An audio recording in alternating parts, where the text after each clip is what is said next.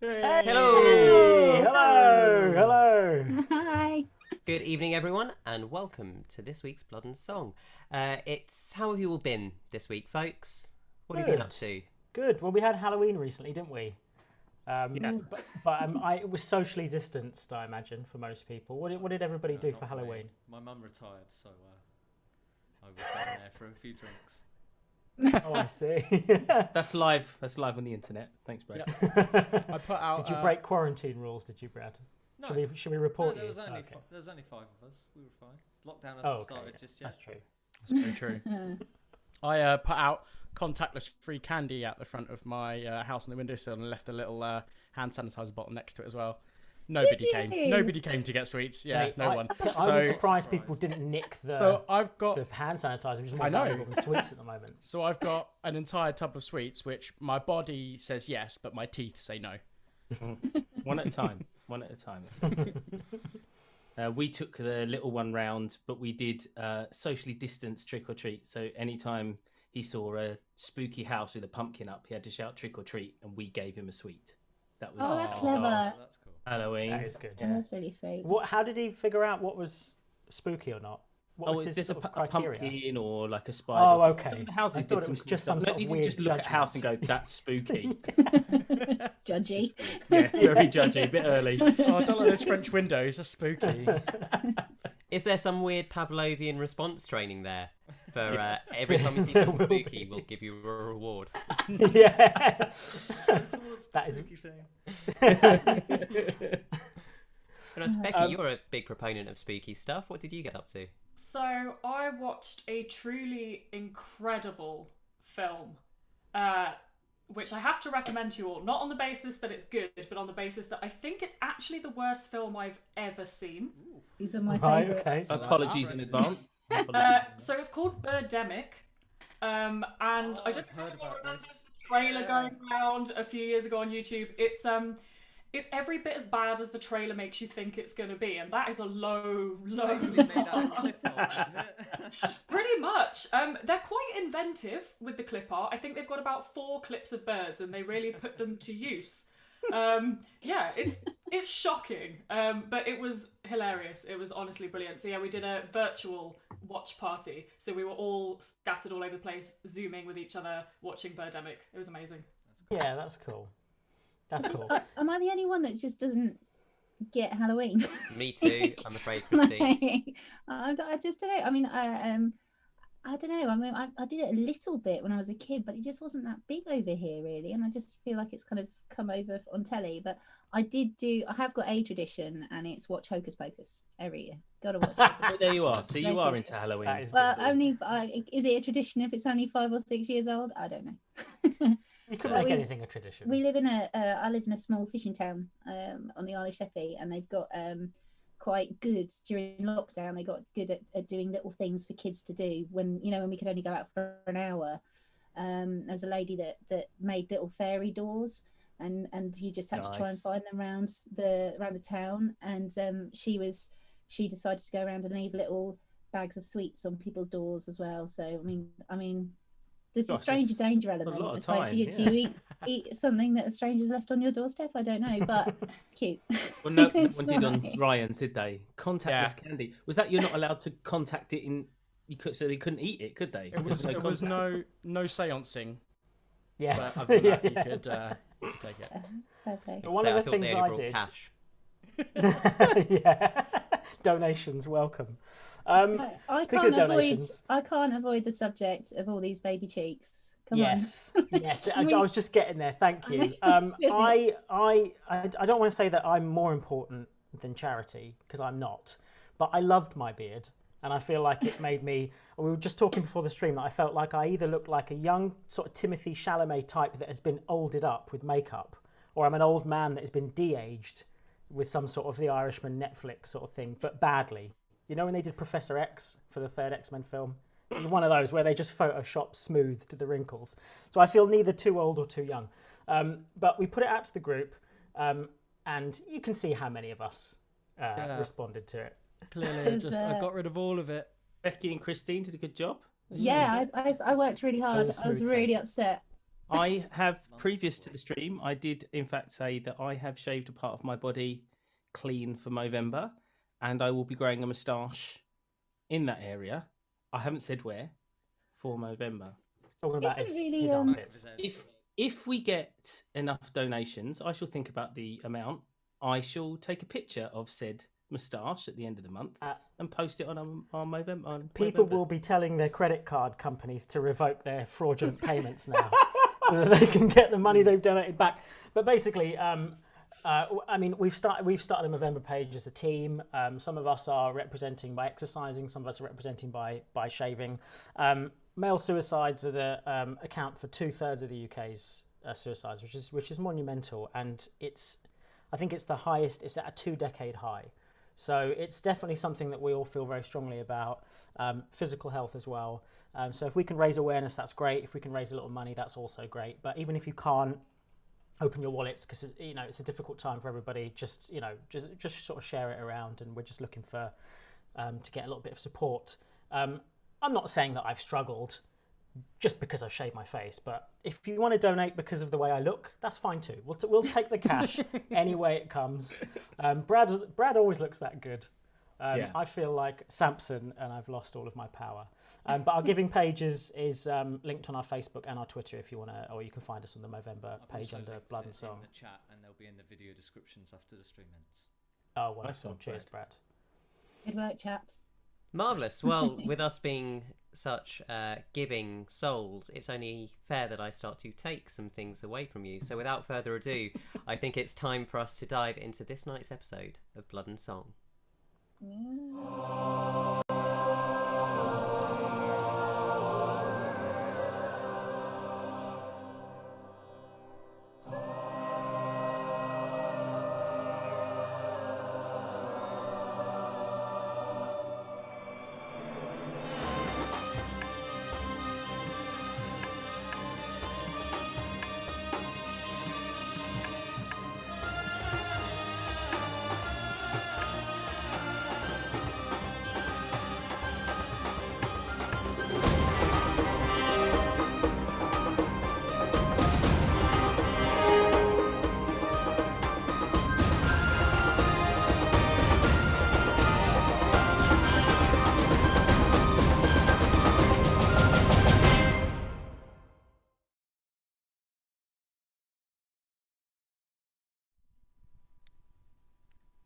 Welcome back.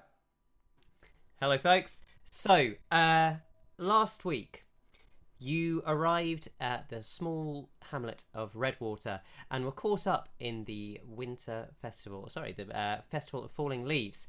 And what was a little podunk affair where you met each other and spoke to some of the locals turned into a strange encounter, as at the height of the celebration, the Presidius of the hamlet was engulfed in her flames, and you were attacked by these creatures known as leaflings. You managed to defeat the foes, and then found that the Presidius didn't wake up and didn't respond to magical healing. You were tasked by Granny, the completely harmless old lady, to... Look at Sean's doubt there. Completely harmless old lady to throw away that bracelet. That's all I'm saying. Just throw it away. To take Celia to the city of Cinderbane, which was a 5-day journey west. You have been provided with a cart and a mule, and you were given a night's rest at the hostel. During that night, you all shared a dream, where you have visioned a lady's voice telling you that something had returned. And that's where we're going to pick up tonight's session in the morning.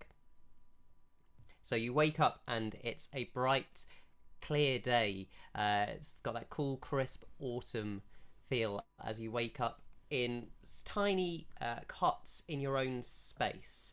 What would you like to do? 299, 300.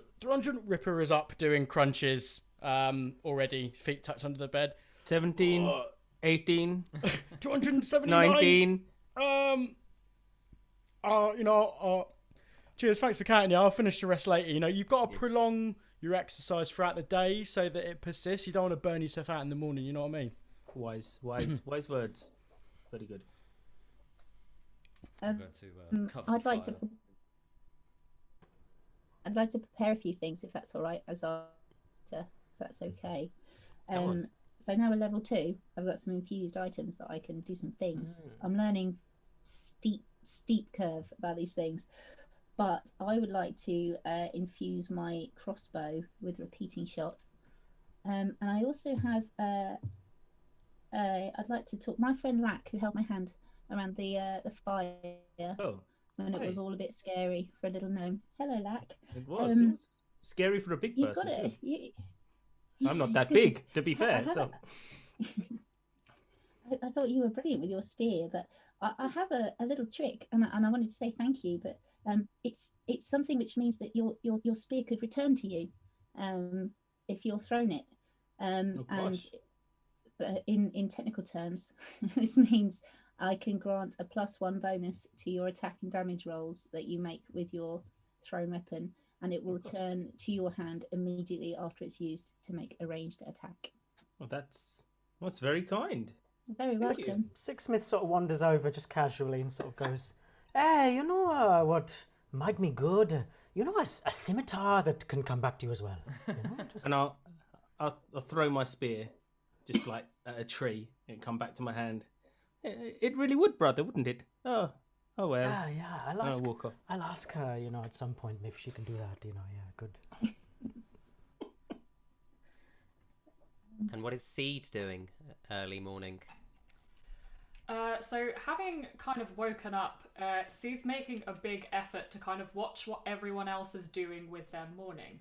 So as Ripper started, you know, doing some sit-ups, doing a workout, Seed's there like, is this a normal morning activity? And it's just kind of like, yeah, this is what we all do in the morning. Yeah, 1, totally, absolutely. 2, 3, 299, 200. 7.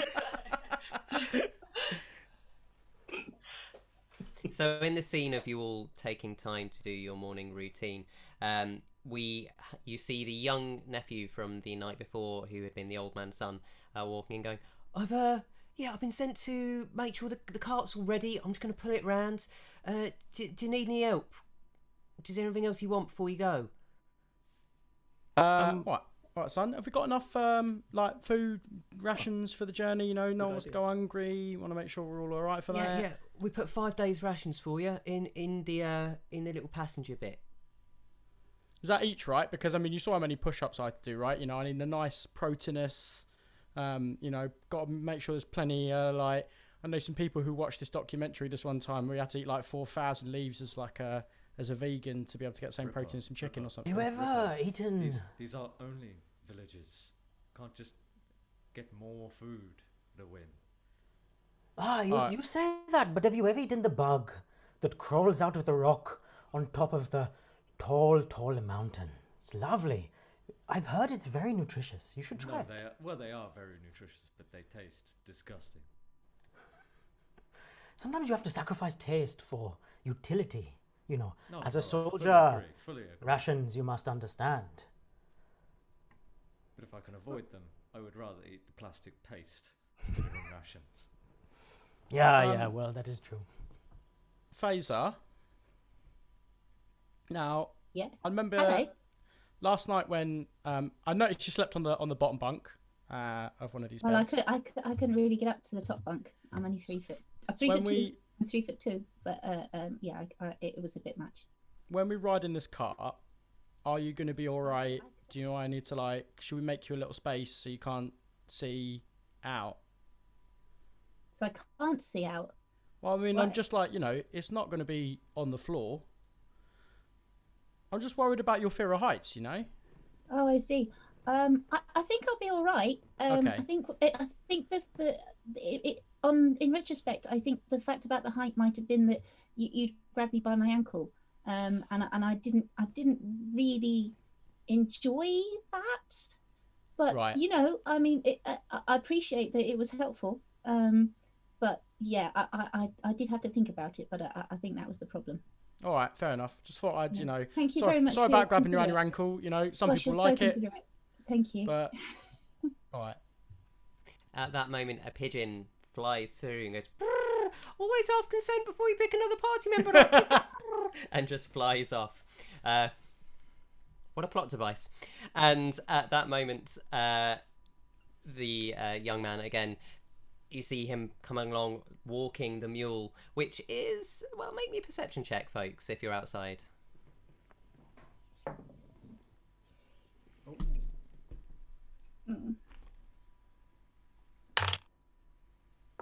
First roll of the day.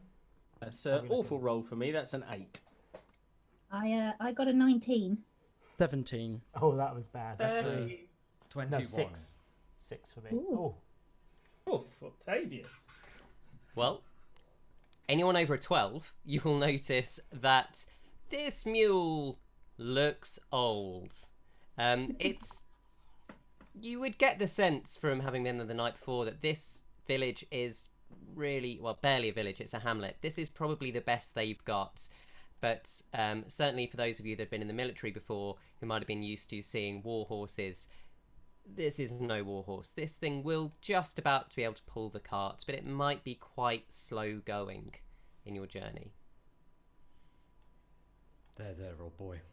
We'll make it. It kind of does that blowing out thing that mules do, and its ears twitch. It looks at you with an air of distaste and disinterest, which is, you know, familiar to most worry. mules. I understand. Black's busy throwing his spear off the back of the thing and just watching it come back. He's not looking at anything. It's very exciting. So positions. Who wants to be where? I will probably be with Celia, and just checking that she's all right in the back, and just making sure she's comfortable. Nice one in the back. I will be at the very front, looking out for any danger. All right. Can I one in ask the front. Maybe we can both go at the front, and then if we have anything to talk about, military tactics and whatnot, then we can both lead from the front. Can I ask for a description of the cart? What's it look? Is it open bed? Is it? Of course. So as it's coming into view now, obviously your attention first drawn to this rather decrepit-looking mule. You see behind it's a rickety cart. It's roughly 7-8 feet long. It's got 2 wheels. It's made of what looks like very dry, brittle olive woods. In the back is a low-slung cot, and in the cot you see the shifting form of Celia wrapped in Hessian blankets. And it's open top. It is open topped. Cool. So if I sat in the back, I could see. So I can still see out the back. Brilliant. I think it's a very good idea if I sit in the back, because I do feel that maybe the poor friend mule might suffer if perhaps anything heavier came in the back. Just throwing it out there. Good idea. I'll walk at the back, keep our back covered, scout a little. Okay. I'll walk with you, Monk. I think that'd be all right. Very welcome. Right. Are we?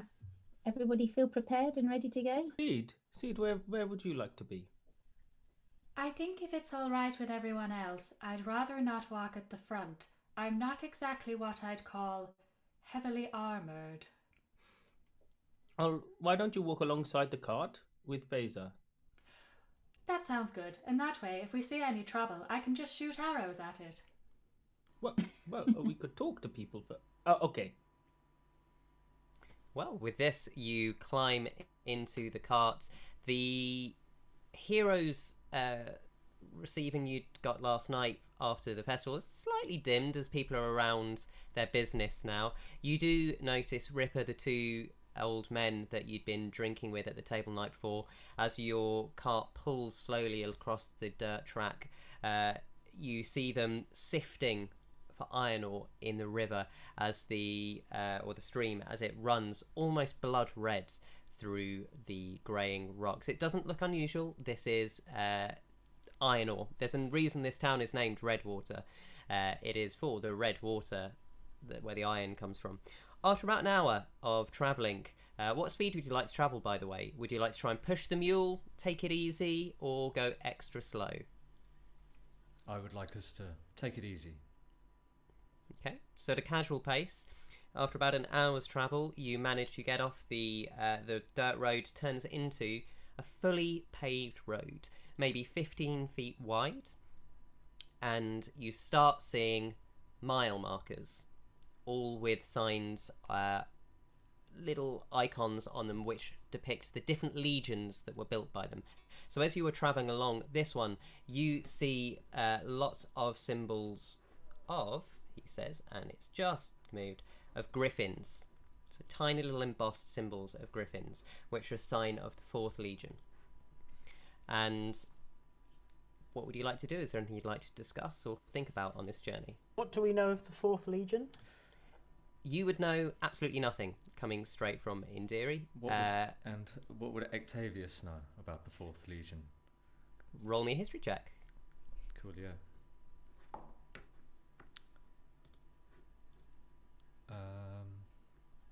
And it was a 4.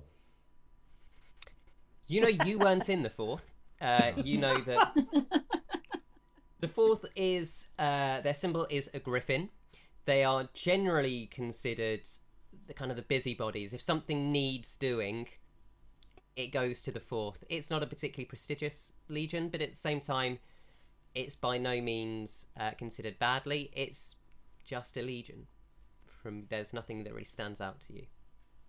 The Griffin Legion are here. Expect to maybe be searched, maybe be questioned, but it's all standard procedure. Don't worry about it.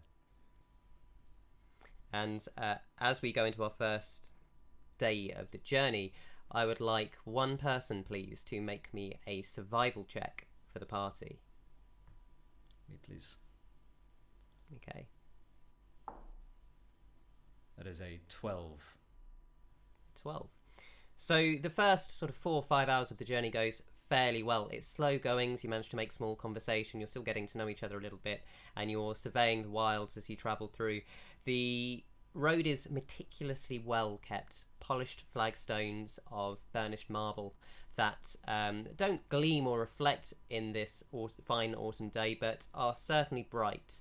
You notice as you look out that the plains around you are just getting that slight greyish orangey tinge of autumn, and the few trees that you do see, their leaves have turned red and started to fall.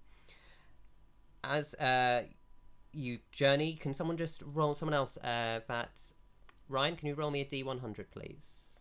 Of course I can. A 23. 23. Okay.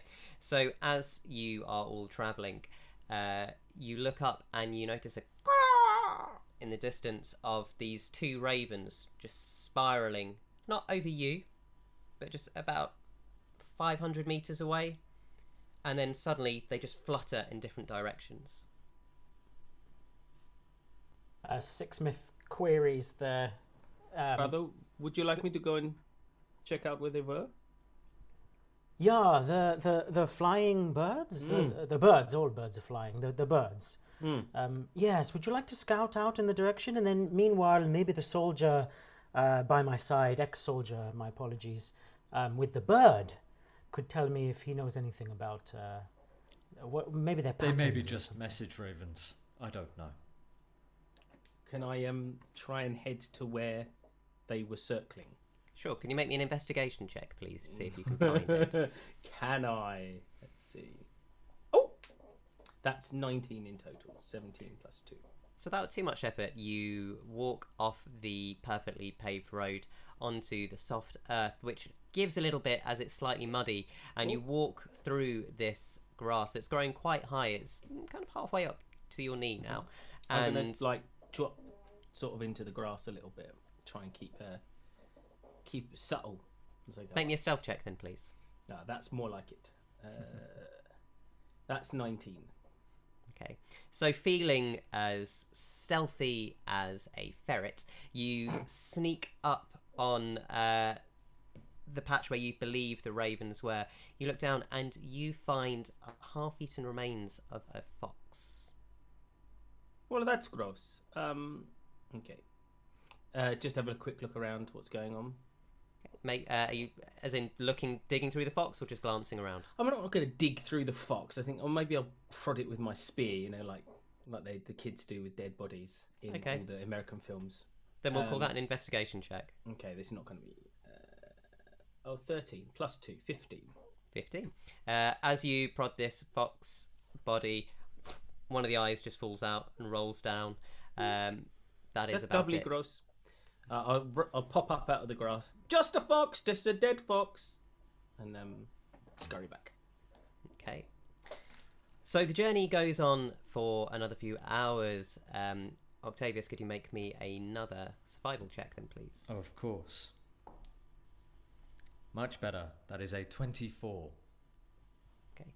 This time you managed to make some good time as the road's clearing. The road is completely clear, but you managed to kind of chivvy this mule along a little bit to get a little bit more speed out of it. And you go past a few signs and you see a marker that says Ondra's Pass, 10 miles. Would you like to make a history check, please, Octavius, as you are the only local? There's a 3. You've heard of Ondra's Pass. It's a big thing that's very famous. I've got half and half parents. Can I make a history at disadvantage? Yes, you can. Never volunteer your disadvantage to the GM. I'm just playing. Oh my god! I wasn't going to give him disadvantage, but he volunteered it. So go on. I think it's fair. I only would have had half the tale, right? It's a 4. I rolled a 4 and a 20. You too have heard of Ondra's Pass as a famous thing. Can I, as Ondra is my birth god, and I grew up in the mountains, can I find out if I have, and I've got sage in my personality traits, can I do a check to see if I know anything about Ondra's Pass? Sure, make me a history check, please. Oh, that is 14. 14. With a 14, you remember from the night before when you were listening to the tales of Celia before she was stricken, that one of her stories had included a place that Ondra had stood and the earth had torn apart, and Ondra had tried her best to mend it, but in this one place the tear didn't quite fix, and we were left with a deep ravine. Could I tell this tale to my party members? Of course you will. You told it very nicely. I don't know if I have to repeat that again. I am Ondra is definitely something that's very special to me. But I'm just everybody. I don't know when I'd ever be in this part of the world again. And I know that this is maybe a slight detour. And I know we've all had to go to Cinderbane. Sorry, can I just check what time of day it's going to be? What time of day? Currently, it's you've been travelling a fair few hours now. It's probably got to about 3 in the afternoon. Okay. I wonder if anybody knows is there a marking on the road that might tell us how far away Ondra's Pass is from the marker, from the road? Or is it just a 10-mile marker? Yeah, 10 miles. 10 miles. Yeah. Gosh, how long is that going to take? I don't. Well, what you would have seen on the road, sorry, I don't think I explained it well, is that it appears to be in the same direction as the road. So it's not necessarily a detour. Oh, great. We'll be going through Ondra's Pass. In which case, I will sit, but I will start looking forward. Just to see what's coming up. Okay. So are you guys going to break and eat at all, or are you going to push on without stopping? This is this is a bit of meta, but Johnny loves exhaustion levels, right? Let's rest. I'd rather be jumped than feel the wrath of. Was it again? It's about 3. About 3, yeah. I also think that we should take a short rest and refuel. Foiled my cunning plan. So, where would you like to rest? Are you going to just stop in the middle of the road? Are you going to try and find a place in the fields around you? I think we find a small clearing just off the road. Not necessarily out of view of the road. Just be careful because the ground is a bit soft when I was walking on it. So for the cart, we should probably just pull over to the side. We have the cart. We could eat in the. Yes, in as the long cart as we or don't around. block the road. Something the is soldiers will not fighting like that. foxes and so on. So maybe we want to stay near the road. Soldiers are okay in this part of the world, aren't they? They're okay in my Yes, part but of the world. if we block the road, they're going to force us off the road. Consideration, brother. Maybe we move the cart to the side of the road and we Yes. eat in the cart. It's a very good idea. Yeah. Right, I'll get the packs out. I'll start divvying up food, giving people shares, taking it round. I take my cape and like wrap it like an apron, like an old dinner lady. Black will stand by the side of the cart and put his hands out like that, ready if Faeza wants to walk down to the ground. Thank you. That's very kind. Thank you. I might try and when the food's ready, try and see if Celia will eat anything, because she hasn't yet. I don't think. Okay, as you try and feed her, again, they packed good rations for you. There's some bread, there's some cheese, there's some grapes, there's a little bit of dried meat for those meat eaters, and there is fresh drinking water. As you try and give her some soggy bread to at least get something in, there's no motion to chew at all. Could you just make me a medicine check, please, Faeza, as you're trying to do this? I've got a 3. Yeah, you're not... There's no clues as to why this is happening. This is just a bit beyond you. But you hope... I mean, she looks like a very hardy person. Is she not eating? Can I go over and investigate? You certainly can. Make a medicine check. Thank you. That's a 18. So with an 18, you can see that there's just no movement in the muscles at all, no response to the stimuli of the food. But also with your medicine check, you have seen orcs before, and you know that she looks particularly tough and resilient. And you would estimate that the journey, if it only takes 5 days, not ideal, but she's not in any risk of starving. Okay. She'll be Seed. very hungry, but not Yes. starving. Seed, I've made your portion for you. Here you go. Oh, food and drink. Yes. Absolutely. Thank you. Very Here's kind. a tip, right? If you get some of the grapes and the cheese, right, and hold them together and eat them together, it tastes amazing. Like, trust me, it's incredible. Like, I thought it'd be weird, but actually it's really good. So this green one and this yellow one. Yeah, that's the one. Yeah. I'm going to Together. turn around and kind of make like a motion, like I'm doing it, and drop it down my top. Can you make a deception roll, please? So that's And going to smell terrible eventually when that cheese goes. Ripper, can you make a perception check, please? Sure. Okay, so it's 16. With I rolled a 15 in total. I've got Nice. You I've do got a manage to turn question. around. Go on. With my passive perception of 21. do I notice this? Oh, Not whilst you're tending to Celia in the Okay, back of the carts. So Seed does manage to... and somehow Ripper's too busy looking at his own abs to notice. I just turned around and made sure, everyone else is feeding and stuff. Everyone else is looking at his abs. Yeah, he just I makes. don't- Yeah, of course. I don't like cheese. Here, you can take it. As I hand it Yeah, back it's to too Ripper. bland. It's not spicy enough for me. And Sixsmith gets a little. He's got a little pouch of spices, and he carries it Goodies. around with him everywhere. And he eats some chilies and some spices, along with the cheese. And it's yes, it's much better, much better. He's going at it. So, point of order as a fellow Anglo-Indian, does he push them into the cheese so you get hot cheese, or does he just eat the dry chilies and then the cheese? Oh no, he'll eat a piece of cheese and then he'll get a chili and he'll just bite the chili off from its stem, and that's Quality. it. That's how he does it. Classic. Correct. Fantastic. So you have this delightful meal. When Lack and Sixsmith, can you both make me perception checks with advantage? Can everyone else make me a general perception check? 15 again. I got a 4. 18. 16 again. 19. That is 22. Okay. So everyone hears this.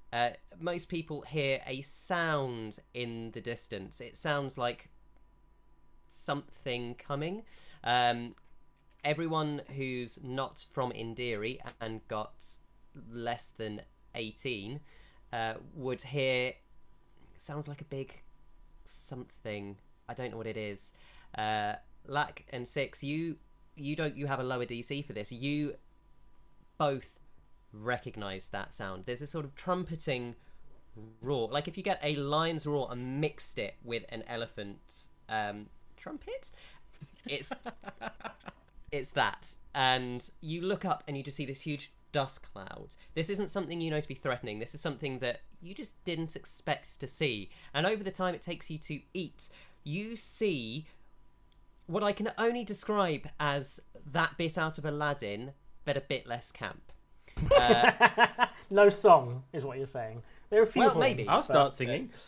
Faeza, Faeza, like jumps up on the balls of you. Faeza, come with me, quick. Okay. Drags her by the hand. I'm gonna grab the my Tinker's tools in my other hand just in case, because I have no idea what's going on and I'm a little bit scared.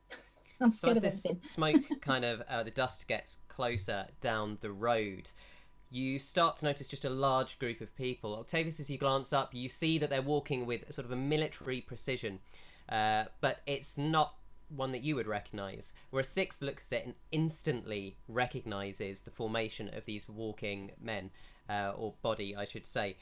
But it's not the men or the army that interests you, it's the creature just behind them. So let me paint a picture. Across this sort of dry autumn scene, there is maybe 20 guards in this brilliant white tunics with gold trim down it.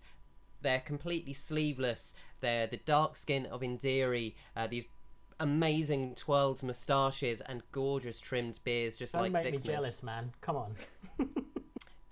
And they said, we already grew ours for Movember. Please donate. Link in the chat. And they are all walking rhythmically in time, carrying spears and a buckler.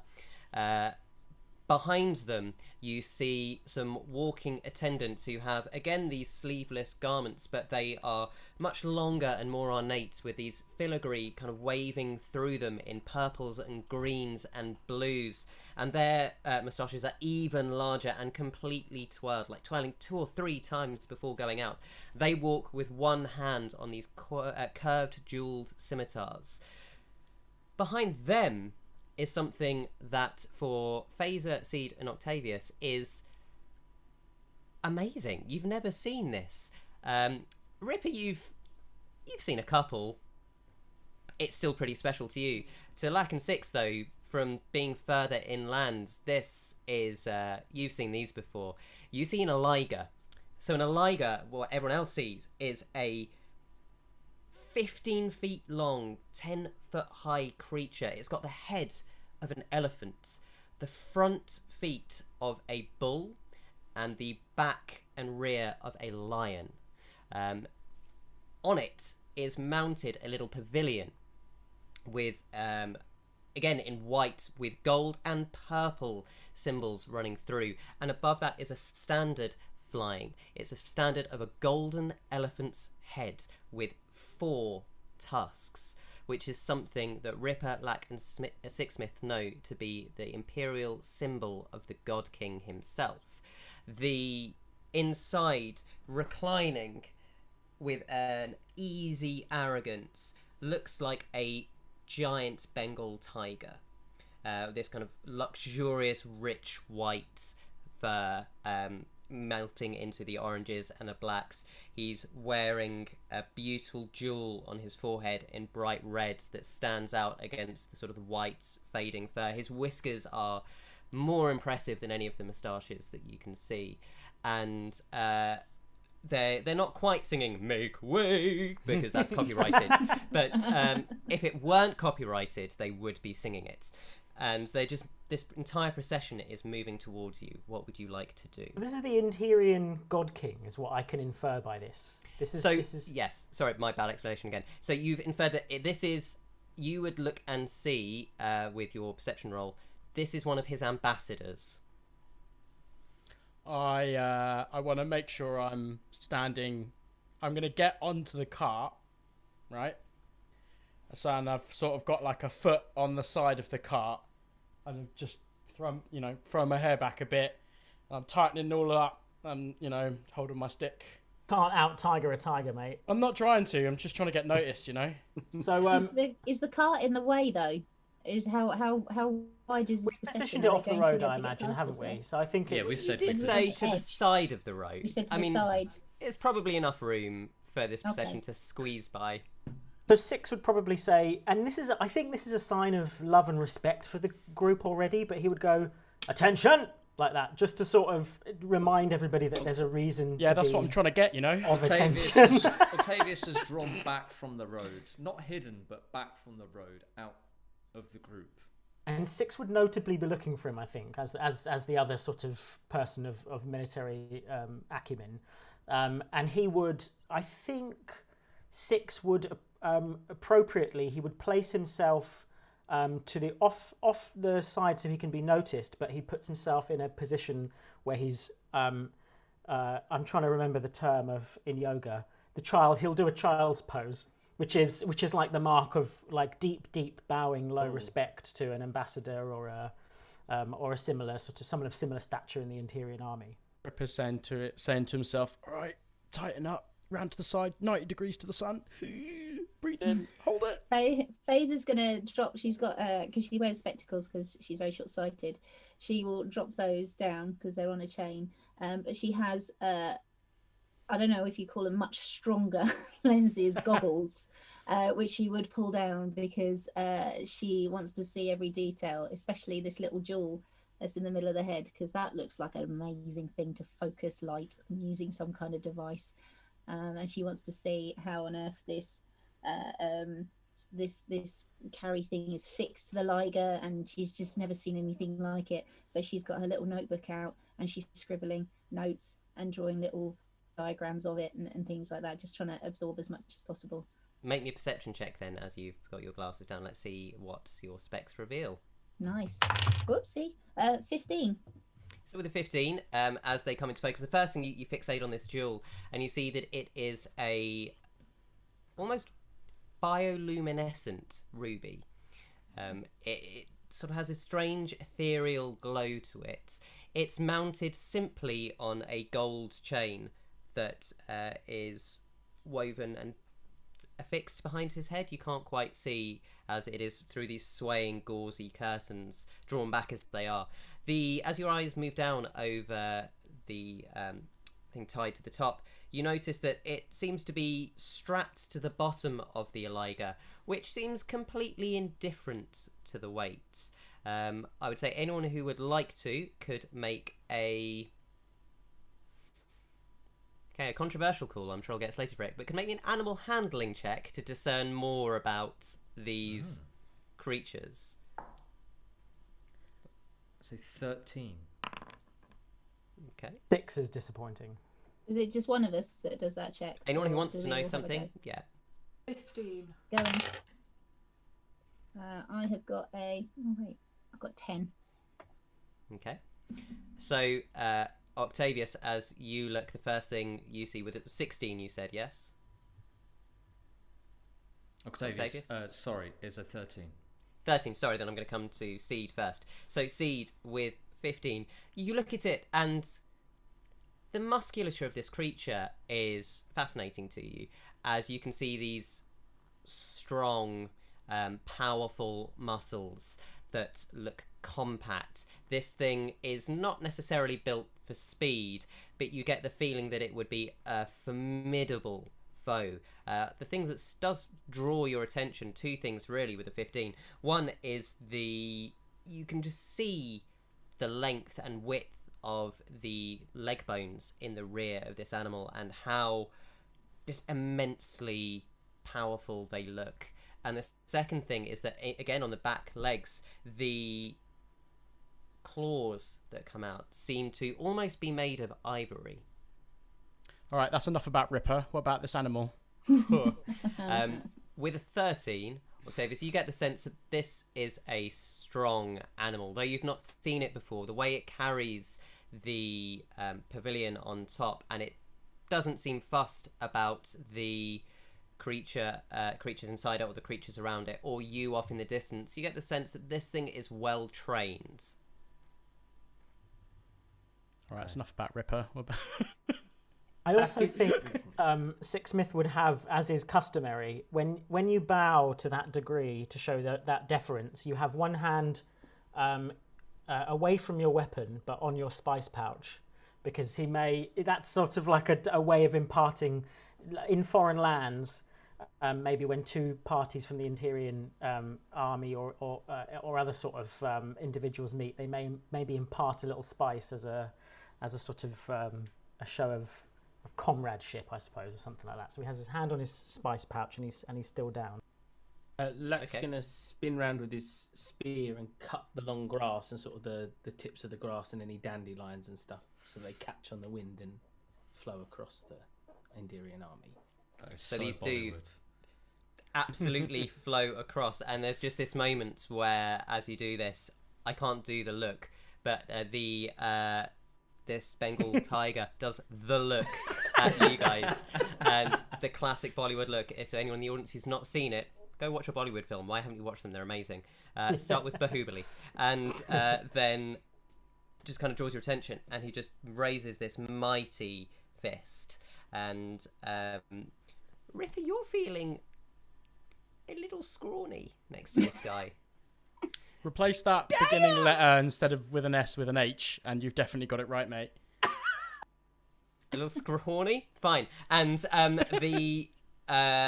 then just without saying anything, they just stop. And an aide runs up to the pavilion, sort of climbs this little ladder by the side, and you just see the tiger lean down, whisper something, and then this aide comes shuffling over to you, and he says, "Good morning. It is unusual to see people so far from home, three of our own people. What brings you to these lands?"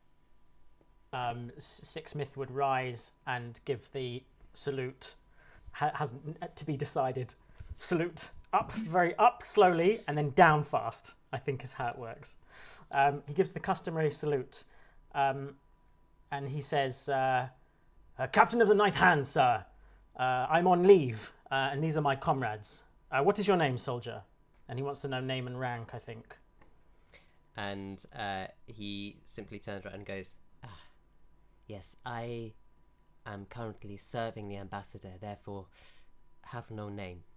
But I am serving His Highness Sitkaram, and he wishes to speak with you both if you have time, and of course your companions." We only held abs. we only have a cart and nothing to offer, no gifts. We do not have a place for him to come and sit. I feel inadequate in this scenario. Well, you have piqued His Highness' curiosity, and he will be willing to slum it. Then it would be our honour. And I tell the group that I describe the ambassador's status. Are there many tiger-esque ambassadors? Would I know him particularly, or would Make a history check. Octavius will stay with the cart and look after the orcish woman. Ooh, I got a 6. These are not not very Well, good rolls. It's good enough at least to tell you that the tiger folk are fairly common in the jungles of Indiri. So he is going to be kind of from the southwest of the country, at least, near Feliana's Gift, the river. And you've not necessarily heard of him particularly. Again, the ambassadors are the elites who probably live in Kataka, the capital, and that's not really your scene. but definitely someone worthy of respect. Okay, so I think I relay that to the group. I let them know his status, that he's an ambassador, and that it's rare for us to be gifted an audience with an ambassador, I imagine, under these circumstances. I could be wrong, but I imagine it's fairly rare. It's unusual, definitely. Not gonna lie, he's probably got a job I want. I'm gonna, The aid, you mean? No. Like big man on top of the old, or some might say the top cat. I'm all right. I'm all right. Up there, basically does what I want to be doing. So, I've got to find out how we got there, Information's power. Faeza, this would be a very good time to get out your teas. I was wondering. I was going to say, Faeza's sort of tugging at Lack's sleeve, going, "Do you think he'd like some tea?" Like, because would that make him our friend? Okay. Brew it up. He'll love it. He'll love it. See, can I? Oh, sorry. You go first, Faeza. Yeah. Sorry. My only problem is I only have one mug. Does anybody have any cups? No. No. They might have some. Okay. Well, I'll start brewing. I have a pot. And if everyone doesn't mind, bringing their own cups. I mean, I used to have 6, but I think people like them and they take them. And now I've only got one. So anyway. I'll set up a little campfire and I'll start boiling the water for the tea and prepare the tea in the pot, so the water can be put into the pot, because you don't put the teapot on the fire. You have the teapot, and then I'll go do it now, and you come meet me at the fire. Okay. Ripper, right. Do you have an assortment of little sundries, little bits you can put out, some food, some nuts, some pistachios or whatever? I mean, well, we've got cheese and we've got bread and we've got grapes, maybe some meat. I mean, but if we do this, we will lose some rations for our journey. That's the only thing.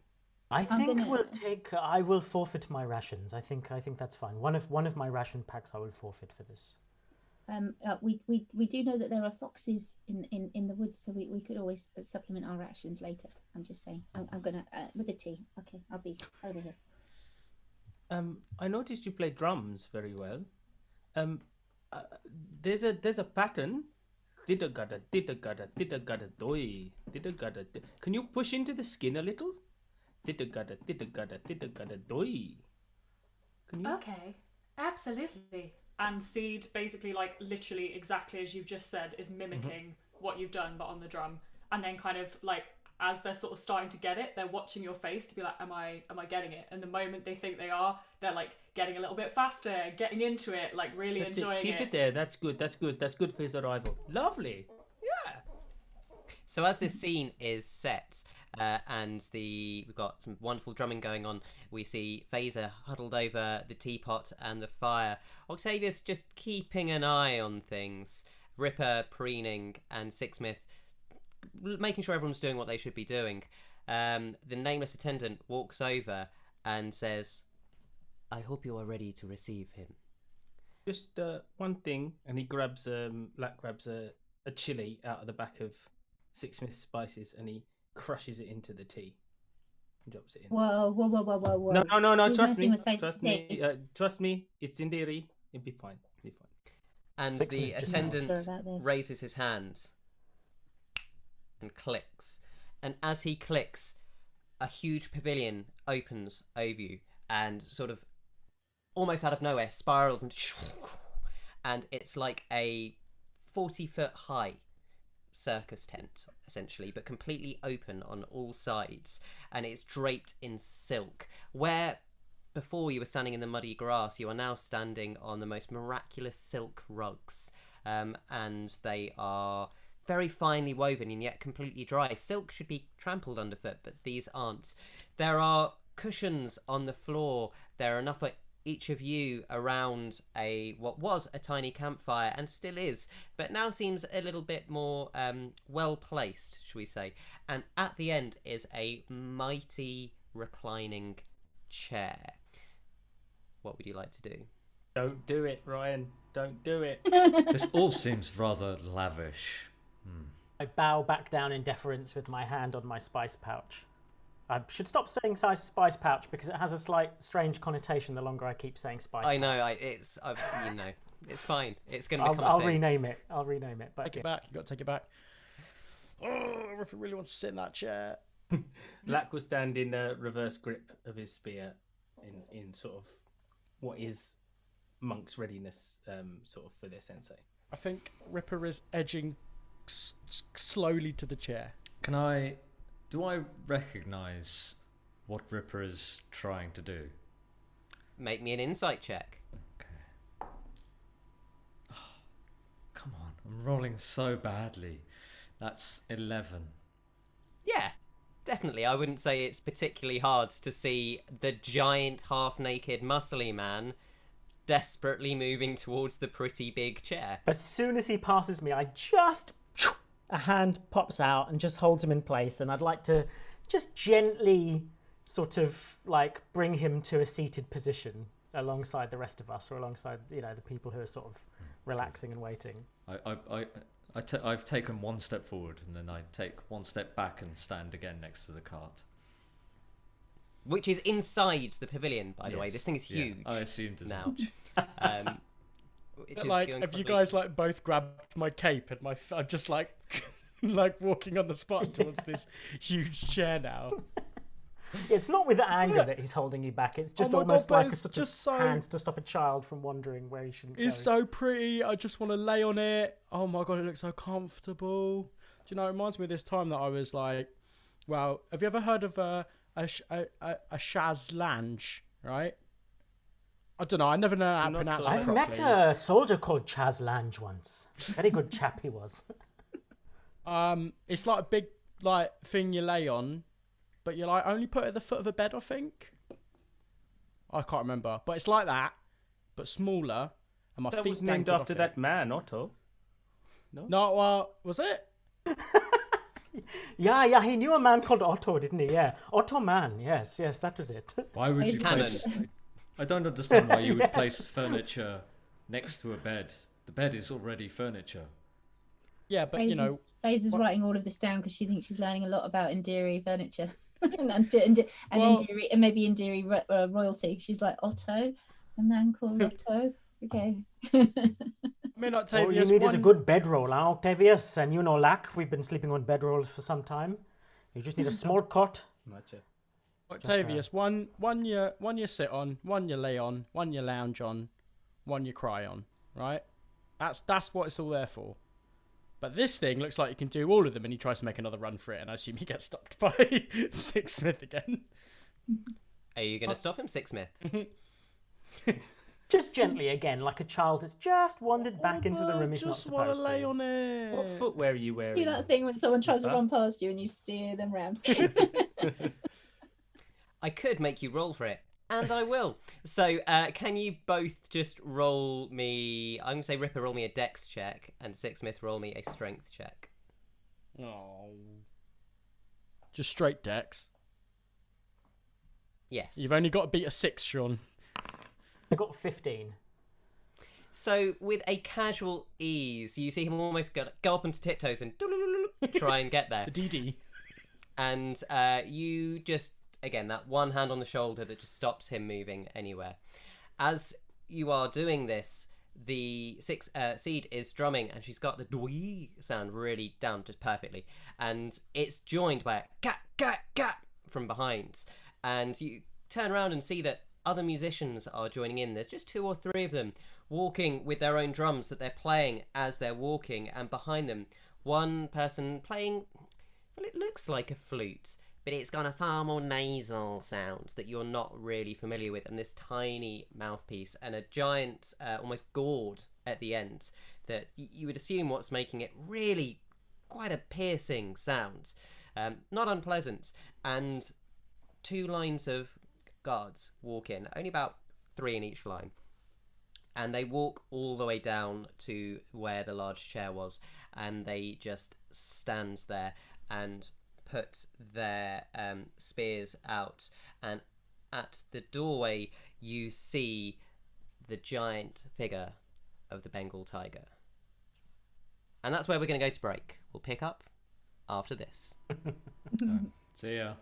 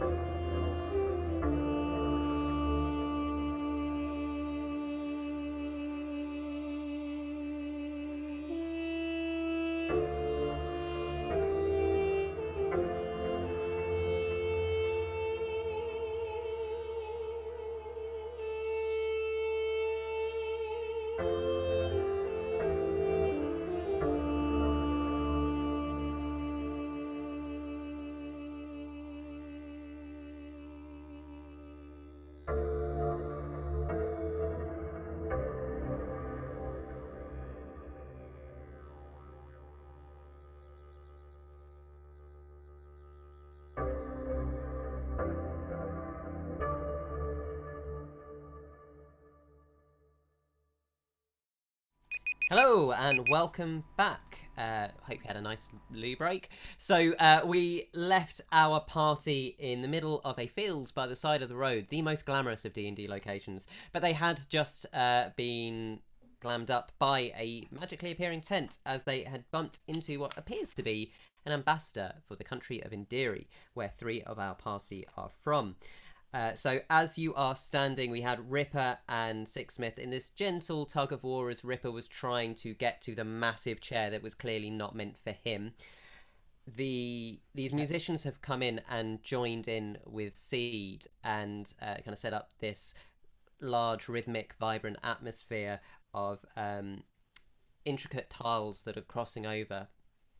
And you see the ambassador, who you'd been told was called Sitka, appear. This giant Bengal tiger, majestic, makes Ripper look wimpy. He's beefy, and he strides in with the sort of casual arrogance that comes from those that are used to power and getting exactly what they want.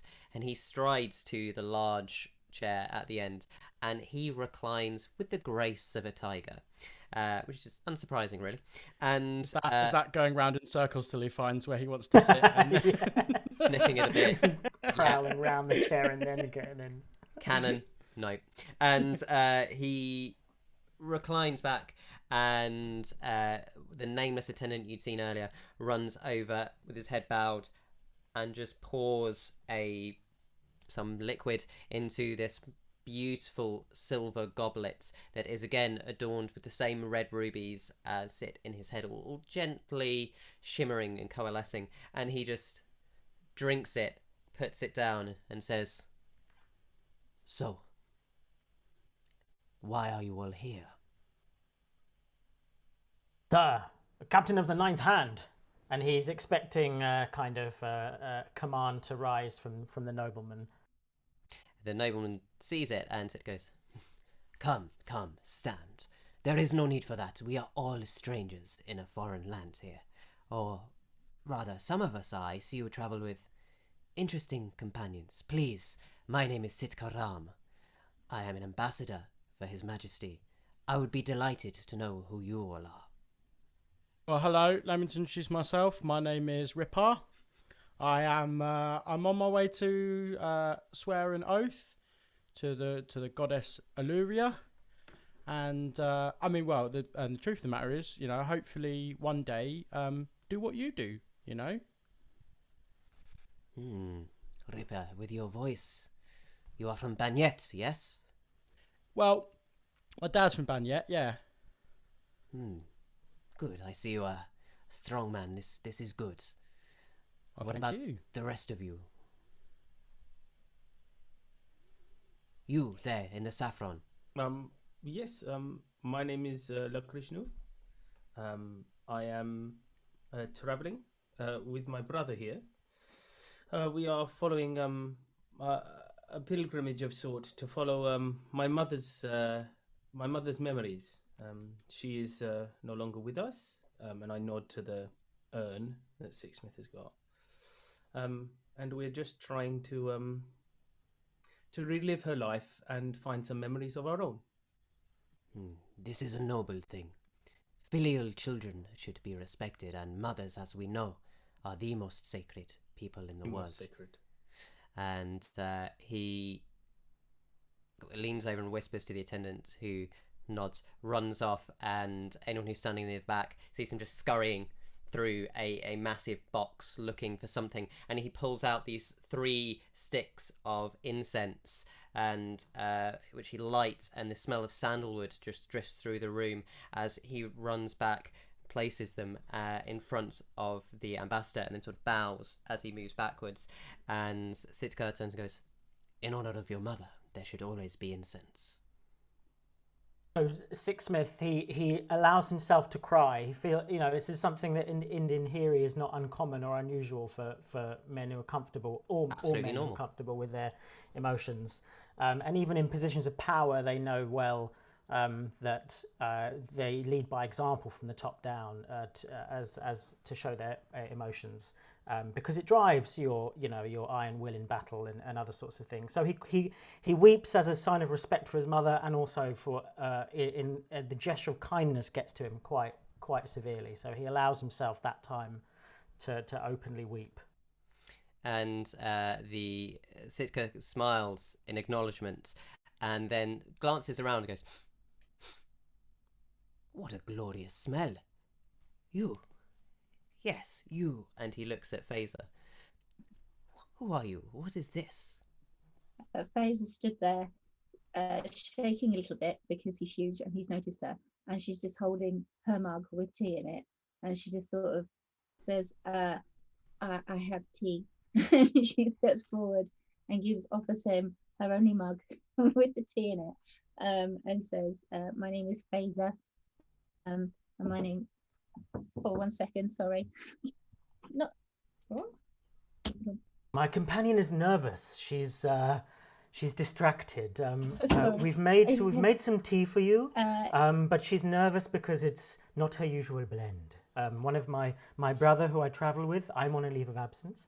My brother has given it some no. So flavor and spice. This is all her. It's all her. It's all everything. She mixes tea. Yes, I am a traveller as well. From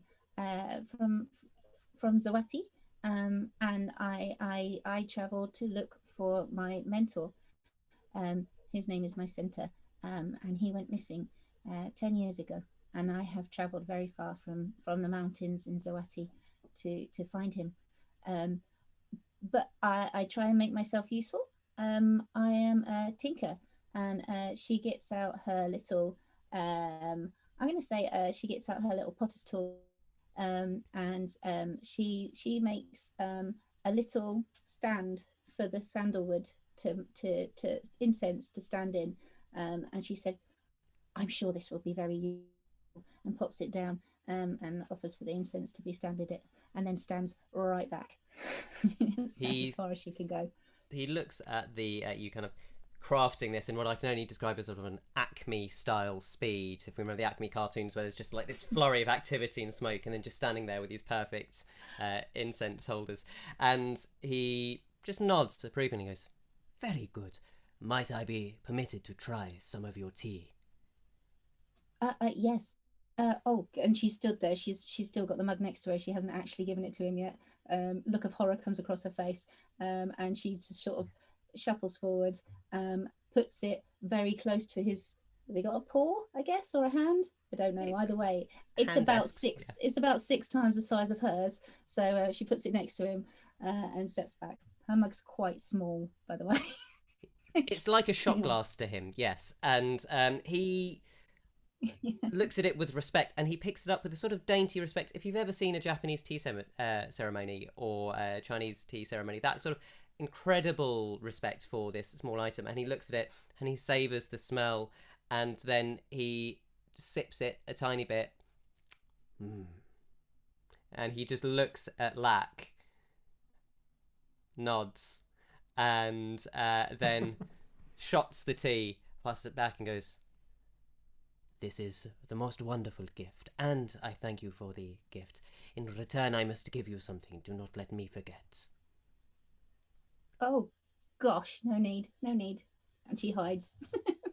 And he turns behind somebody. He's looking at the remaining 2. And he turns to Seed first, as who I'm assuming is still drumming at this point. Seed will basically carry on drumming as long as the other musicians keep playing. So Sitka kind of looks around and sees the drumming and is very impressed. Just again holds up a giant hand, and the musicians just stop perfectly. See, a couple of beats after, okay, right, we're stopping now, but just wasn't quite ready for that cue. He goes, "Amazing. Normally it takes a musician many years to learn that tal. Where were you trained?" "Oh, well, I am a bard, but I'm not what I would call a formally trained bard.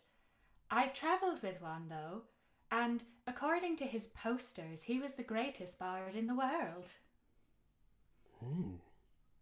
I would have liked to have met your teacher. He sounds wonderful. I must admit your playing is beautiful. What brings you to join these companions? Oh, well, I actually found them back at a previous village. We'd attended a festival and then something quite bad happened. Something bad? I don't really know how to explain it because I've never seen anything like it before, but we've been asked to accompany someone who needs some help. This is a noble thing. Who among you needs help? Oh, I can... And he kind of glances over at the stricken form of Celia, and he doesn't even have to say anything as out of the soldiers, 2 more attendants just scurry over, and they look at you, Octavius, as though they're going to try and climb into the cart to look at her. Will you permit this? So you see them bend over. You're probably the only one that can see it because you're right by the cart, and they are now inside the cart, hunched over, casting various what appear to be healing spells on her and their own kind of medicine checks. And let's see how they do.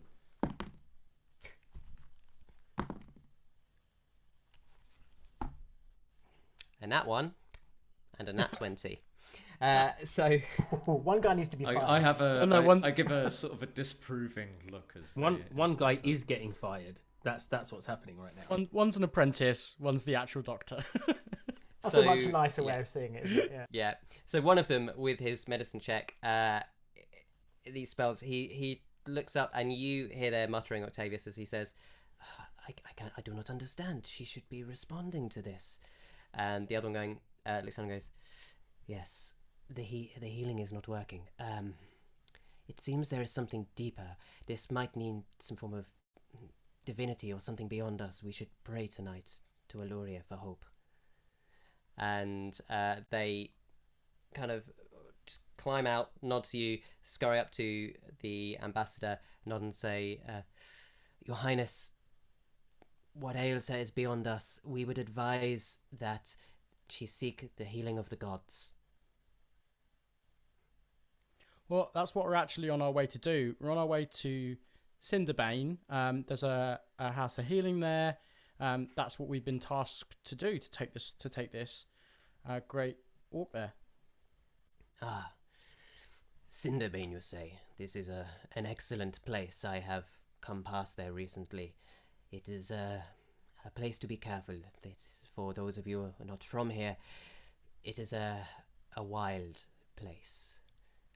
But there are many fine healing places. Might I recommend the Temple of Aluria there is quite ancient, and their healers most skilled.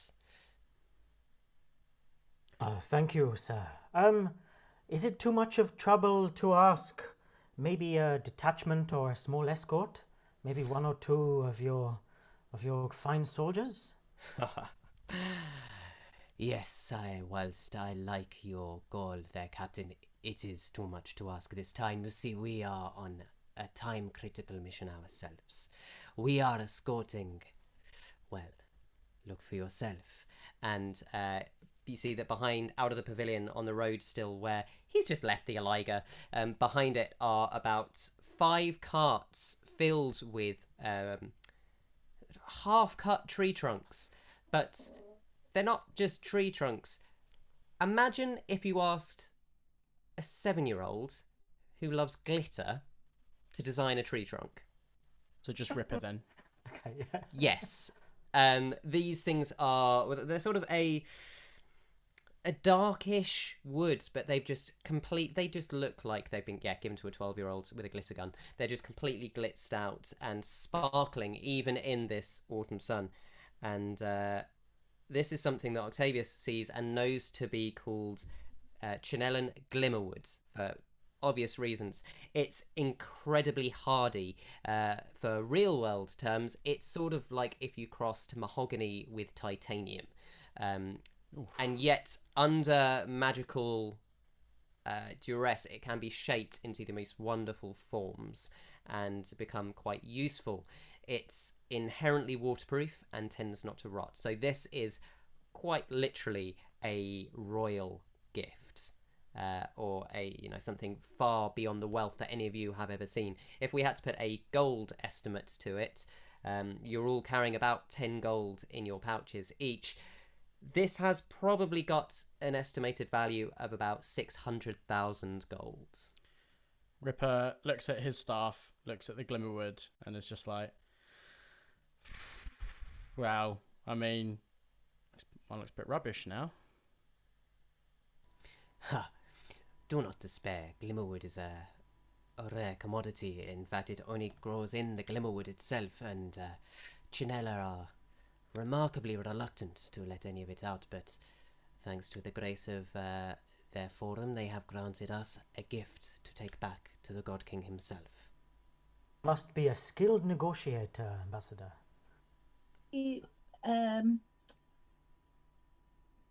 I think this is something that Faeza's never seen before, and I think it's really obvious because she's been really shy and hiding behind people, and she's stepped forward and she's swapped her glasses for her goggles again and is staring at it, and I think if she could get she sort of is muttering to herself but quite loud so people can hear, and she might say, well, to have a splinter of that would be incredible.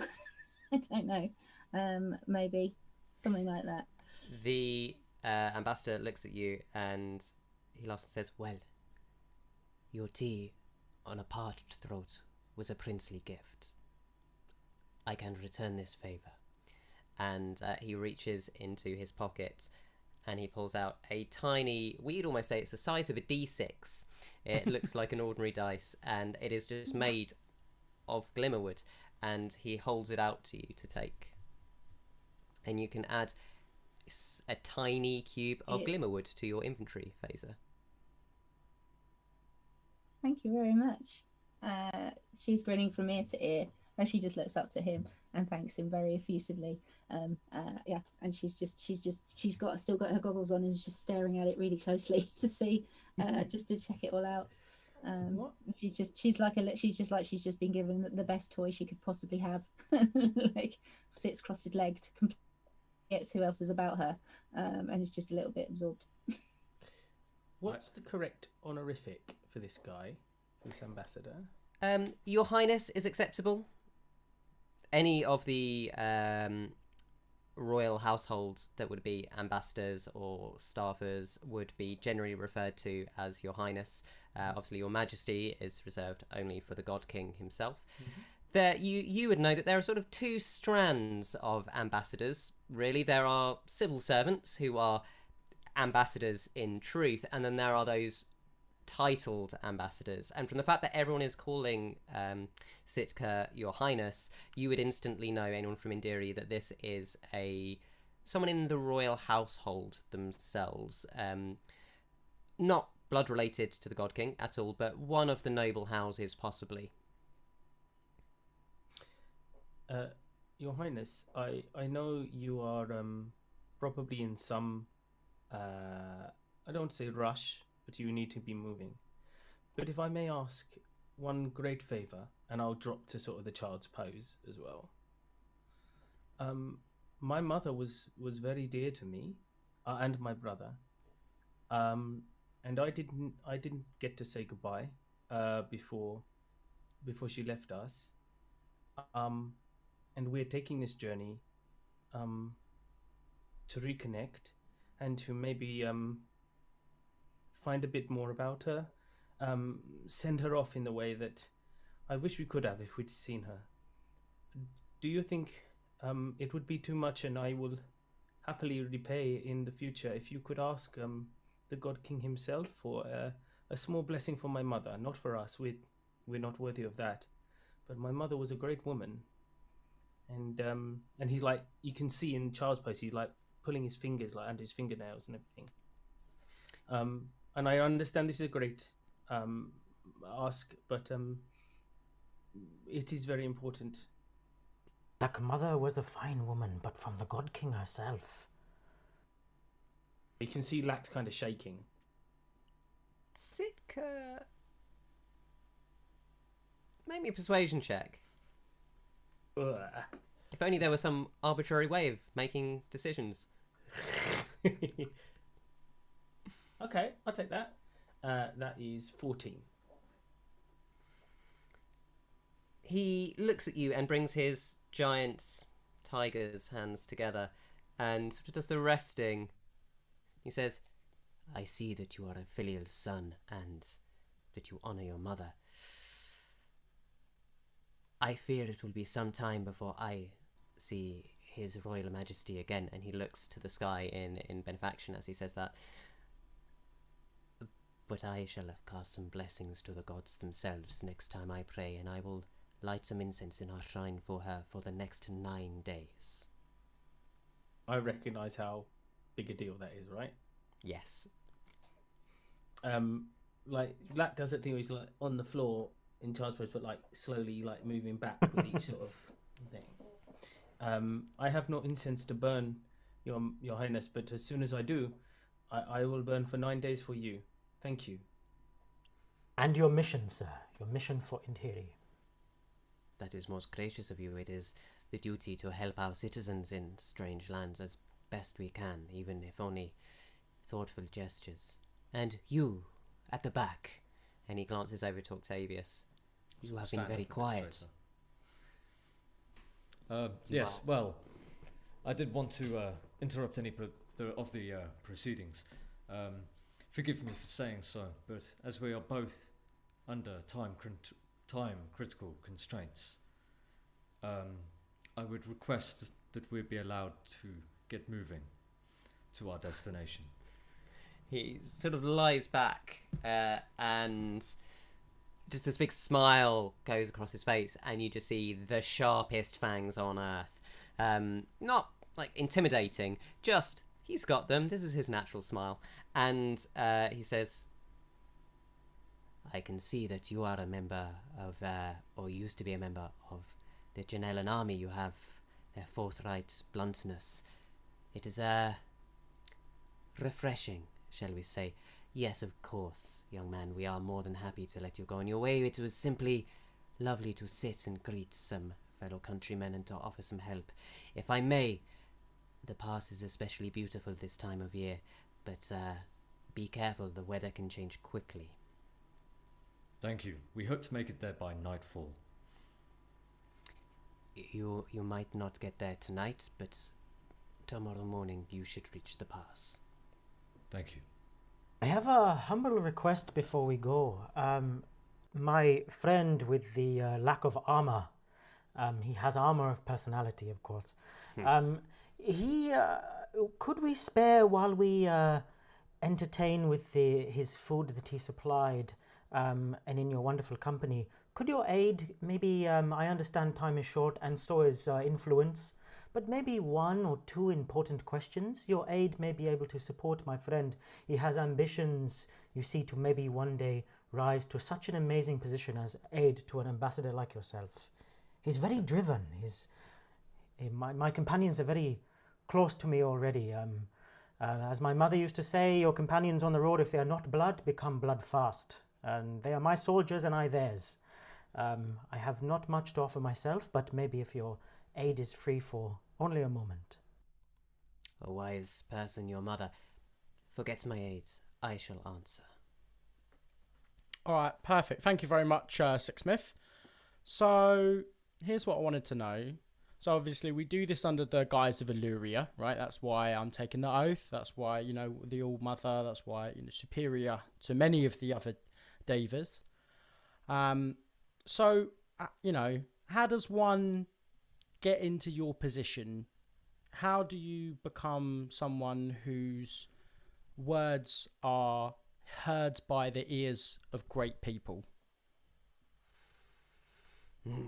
This is a good question. I was fortunate to be born by blood. There are many other ways of achieving greatness.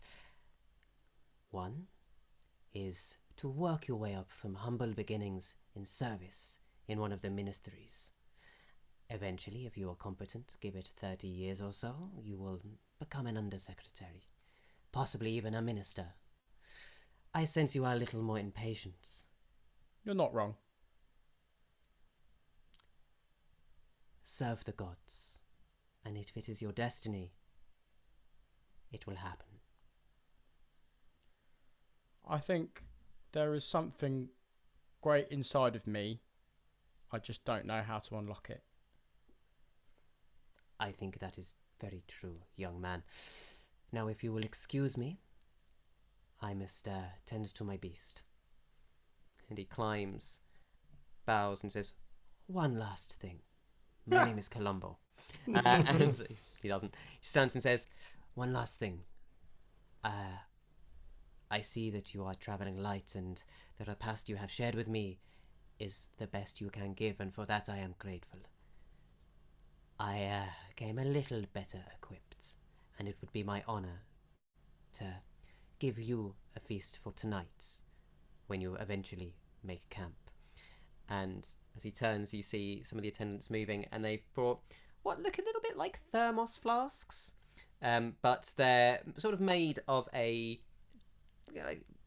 discoloured metal, and they seem to have tiffin, perhaps some sort of tiffin-like. Tiffin, absolutely. But they've got these huge palm leaves over the top, and they're wrapped in string, and they just smell incredible. Just incredible. And you see these just very neatly loaded onto your carts. What would you like to do? I say the customary thing where when you receive this food and you say, "May you look forward to regretting tomorrow morning," and you take it because you know it's going to be too good today and worth the trouble you're going to have tomorrow once you have this sort of meal. Love it. He raises his glass and says, "May your regrets always be worth it," and kind of downs it. And he starts to head off towards his beast. The attendant runs out again and claps, and the pavilion just disappears, seemingly into nothingness. Again, the attendant bows to you, and you are left standing at the side of the road as the procession starts getting itself back together. You've still got some time before they actually physically move off, if you would like to do anything else. Faeza very quickly grabs her mug. just throwing it out there. That's important. Like when you give a pen to someone, you've got to get that pen back, right? It doesn't matter who they are, right? As the pavilion spirals up and sort of disappears back into the air, the mug just spirals down and lands in your hands perfectly. Clean as well. Why not? I'd like to take the cheese that Octavius didn't eat for some ungodly known reason and feed it to our donkey. Mule, yes. Mule. You give cheese to a mule, which I'm not even going to Google to see if that's okay, because it's Fantasyland. Chinellan mules are fine. I really don't think that's... I wouldn't want to be sitting upwind of that. That's all I'm going to say. Downwind. I'm standing in front of the donkey from now on. No. He'll have nightmares. We have to worry. Are mules nightmares? What did Mother always used to say, Lack, about a mule's nightmares? They're always worse after cheese. Always worse after cheese. Bad anyway, by default. Bad nightmares for a mule. Bad life. But worse after cheese. I have this feeling that our first piece of official merch is going to be the many sayings of Lack and Six's mother. And it's like a Confucius for the modern day. Absolutely. She was a wise woman, our mother. Wise woman. Many sayings.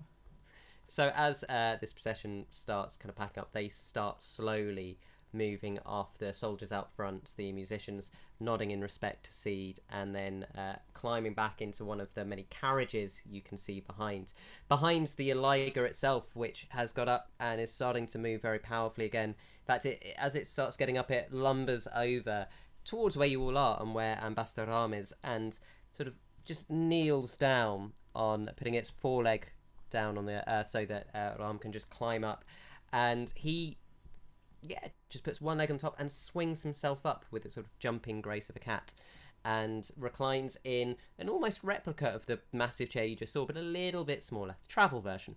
And he just looks at you and says, "I wish you luck on all your journeys, and may your destinies find you. May your spices be hot." Ripper just flexes. And with that, the Eliga stands. The attendants kind of bow to you. The curtains close and they move off. It takes them about 20 minutes to actually be out of shots completely, and you were just standing in a field. Stand there quietly the entire time, Yeah, not right, saying everybody, anything. come on. We've got time. Losing daylight. As they're leaving, Seed's gonna actually just literally watching basically until they're out of sight, playing the drum rhythm they've learned. Decrescendo as they're going. Like, Yeah, as they're crossing the horizon, it's a real like. I like to feel that the last boing was more of a oh. Yeah. See, Like a that whisper. was marvelous. I know His Highness said it, but that was marvelous playing. Thank you. Oh, Hey, it did was I my ever- pleasure. See, did I ever tell you that I've got a horn? Like to Now, to play, come on, come to on. like no, like a musical instrument Okay. that I can play. I was only taught a couple of tunes on it. You know, you said you had a wonderful master. I wonder if at some point we could like start a band or something. I would love to. I mean, you might not be able to tell this about me yet, but a lot of people don't want to play with me. I'm sure. Well, I mean, I heard your drumming. That's pretty on rhythm, So, I'm sure that you will be a grand teacher. It would be my absolute pleasure. All right, sounds good. Marching band. I hope you're going to form, right? Octavius is right. We should move out. As you continue on your journey down the road, the light is fading fast. That whole thing took maybe a couple of hours. It's now getting to 6 o'clock, and with the sun being where it is, although you're in the south, you're a long way from the equator, which is somewhere in the blighted wastes, but you're close enough that it's not dark by 6 in autumn, but it's falling. You get the sense the light will be gone in the next hour. You pass a mile marker in that time that says Ondra's Pass 8 miles. What would you like to do? I'd like to suggest that we make camp. But That's a that good might idea. might just be me. Octavius, you seem to be the man behind the mule. Do you think we can make it 200 past before nightfall and then No. camp just before it? No, we won't be able to go another 8 miles. We've only got maybe an hour of daylight left. I suggest we use this hour to find a acceptable camping spot in the forests nearby. All right, sounds good. Can I check can we notice if the ground is still soft in this area of the road? If it's still the same? Well, as you're travelling, in this? it starts to drizzle. Oh. It's not uncomfortable. It is warm still. It's for Ripper, Six, and Lack. It's a little strange. You're more used to monsoon season where it just buckets down. This is, I mean, I would categorise this as English drizzle, which for anyone from other parts of the world, severe rain. You don't know English drizzle. It feels like it's not raining. But you will Fine never rain. be It's like sweating in it's life. like a Yes. mist. It's like a Yeah. mist that falls Worse in continually. many And then, ways. Like Yeah. half an hour later, you are just head to toe soaking. You're like, Yeah. how did this even happen? It's Yeah. not even raining out. You know where you can, stand with but you can rain, do don't that with you? your. But You can not with sluice English it off drizzle. you, can't you? You can go like that, and it's all gone. Like Yep. on your. And when we have English drizzle, it doesn't just drizzle for an hour or a day. We get it for weeks at a time. And I would say, Octavius, with your knowledge of the country, autumn's coming in. This might be a little uncomfortable tonight. So anyone Do I- looking to make a camp would like to make me With the a pass survival nearby, check. are there any hills that I would know there would be caves maybe that we could take cover in? Make me a perception check. I'm going to say at disadvantage as the rain is starting to come down. Is that Okay. for everybody? Greying up the horizon. Whoever's looking for That's a place to stay. 14. 14 at disadvantage. Yes. So it's perception, wasn't it? Yes. I've got a 9. So the land seems pretty flat. You're looking to see if there's any kind of hidden divots or any sheltered copses or something you might find. It seems pretty exposed. You know that where you are, you're essentially got nothing between you and the Blighted Waste except maybe 100 miles of grass. So there's not necessarily, that's one of the things that makes Ondra's Pass stand out, you think, from the stories you've heard, is that it's just a ravine out of nowhere. So there's nothing you can find. We may really have do to want just those put up with it. pavilions. Huh? Yeah, we may have to just put up with it for tonight. Make sure you've got some form of cover, but we'll have to be miserable for now. Are we going to stay on the side of the road, or are we going to steer the car off the road? I would suggest we take it off the road. At least out of visibility of the road. How thick is the grass? Again, it's sort of on an average-sized real human, it'd be kind of mid lower leg. What's the thickness? Are we talking like elephant grass, or are we talking just regular grass that's grown? Because elephant grass isn't regular. No, it's ordinary garden-esque grass at this point. It's just gone wild. Faeza, Yes. how's your weaving skills? I don't have any weaver's tools. I have potter's tools, which I could potentially use mud, maybe to if it is a bit muddy. I've got thieves' tools and tinker's tools. I could potentially make maybe some kind of clay cover for a fire so that we could get some warmth, perhaps. What are the I don't know thieves' if I can tools make for, any. young lady? I find them very useful because they're very small and dexterous, for doing things. Very good, very good. Maybe and disconnecting Faeza's- armor and other things, chainmail and things like that. Potentially. Okay, Well, that's good to know. I've got some wood carver's tools, so maybe when you're building that fire, I can help you carve some of the wood so it can hold together, so we can Make create a sort dome of for the like a fire. lean-to, like a lean-to Yeah, or some kind. I'm thinking- maybe across from the wagon. Well, I'm thinking that's the thing. If we can use the wagon, at least we can sleep with like half of our bodies under it, so that we're not getting completely soaking wet. And maybe we can build something out of it. That's why I was thinking the weaving, make some like makeshift sort of tents. Octavius, I mean, you must have slummed it. What's the what do and actually Sixsmith as well. What would you guys do in this sort of scenario in the army? You just embrace the weather. But with the cart, this is more than we had, Lack, when we were journeying. Gotcha. With the cart, plus maybe the skills with building a bivvy over the top, maybe some sort of tarp. Octavius,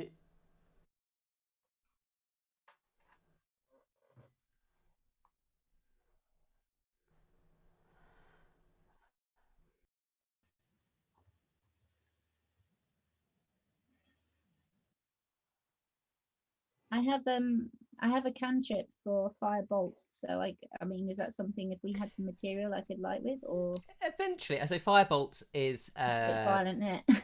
no, Might not end up necessarily. blowing up the car. Well, because there is another cantrip called Create Bonfire, which Yeah, starts which I fires. do not have.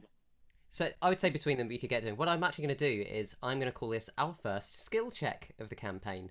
Ooh. So this, basically everyone can have one action to try and help create some kind of camp. So you can pick your skill. I would just like you to describe to us what you are doing, and then we'll roll to see how effective it is. With 6 of you, we are going to need 4 successes for a perfect camp. I will say 3 successes for a makeshift, and if you get 2 or less, it's going to be a bit shaky. Okay. I will start. As soon as I find an acceptable spot, I flatten the grass to create a good clearing of solid ground. Okay, I will call that a survival check for me, please. That is a 9. I'm really not rolling well today. So you find the first this patch of grass, and you sort of tamp it down, and it's like tamping down springs. Every time you push one bit down, the bit behind it just pops back up. I just get the burn feeling it it's all to just the gonna be ground. a bit damp. Yeah. Who else? Who would like to go next? I'd like to check out the sight lines from the road and make a camp that feels like it won't be easily visible. Do you know what I mean? Like make sure that there's like grass in the particular one way, or just let Octavius know that he should be burning one other bit so that it's a bit difficult to see us from the road. Okay, make a perception check, please. I'd say that's also a 9. Yeah. I'd say while he's doing this, Octavius is letting a bit of frustration leak through, and he's just like. Okay, I'm a bit who's distracted going by all next? those fires, so I'm like. Are we near any of those mile markers? Yeah, Sure. we were next to an 8 mile one, weren't we? Yes. What Just are they made out of again? Marble.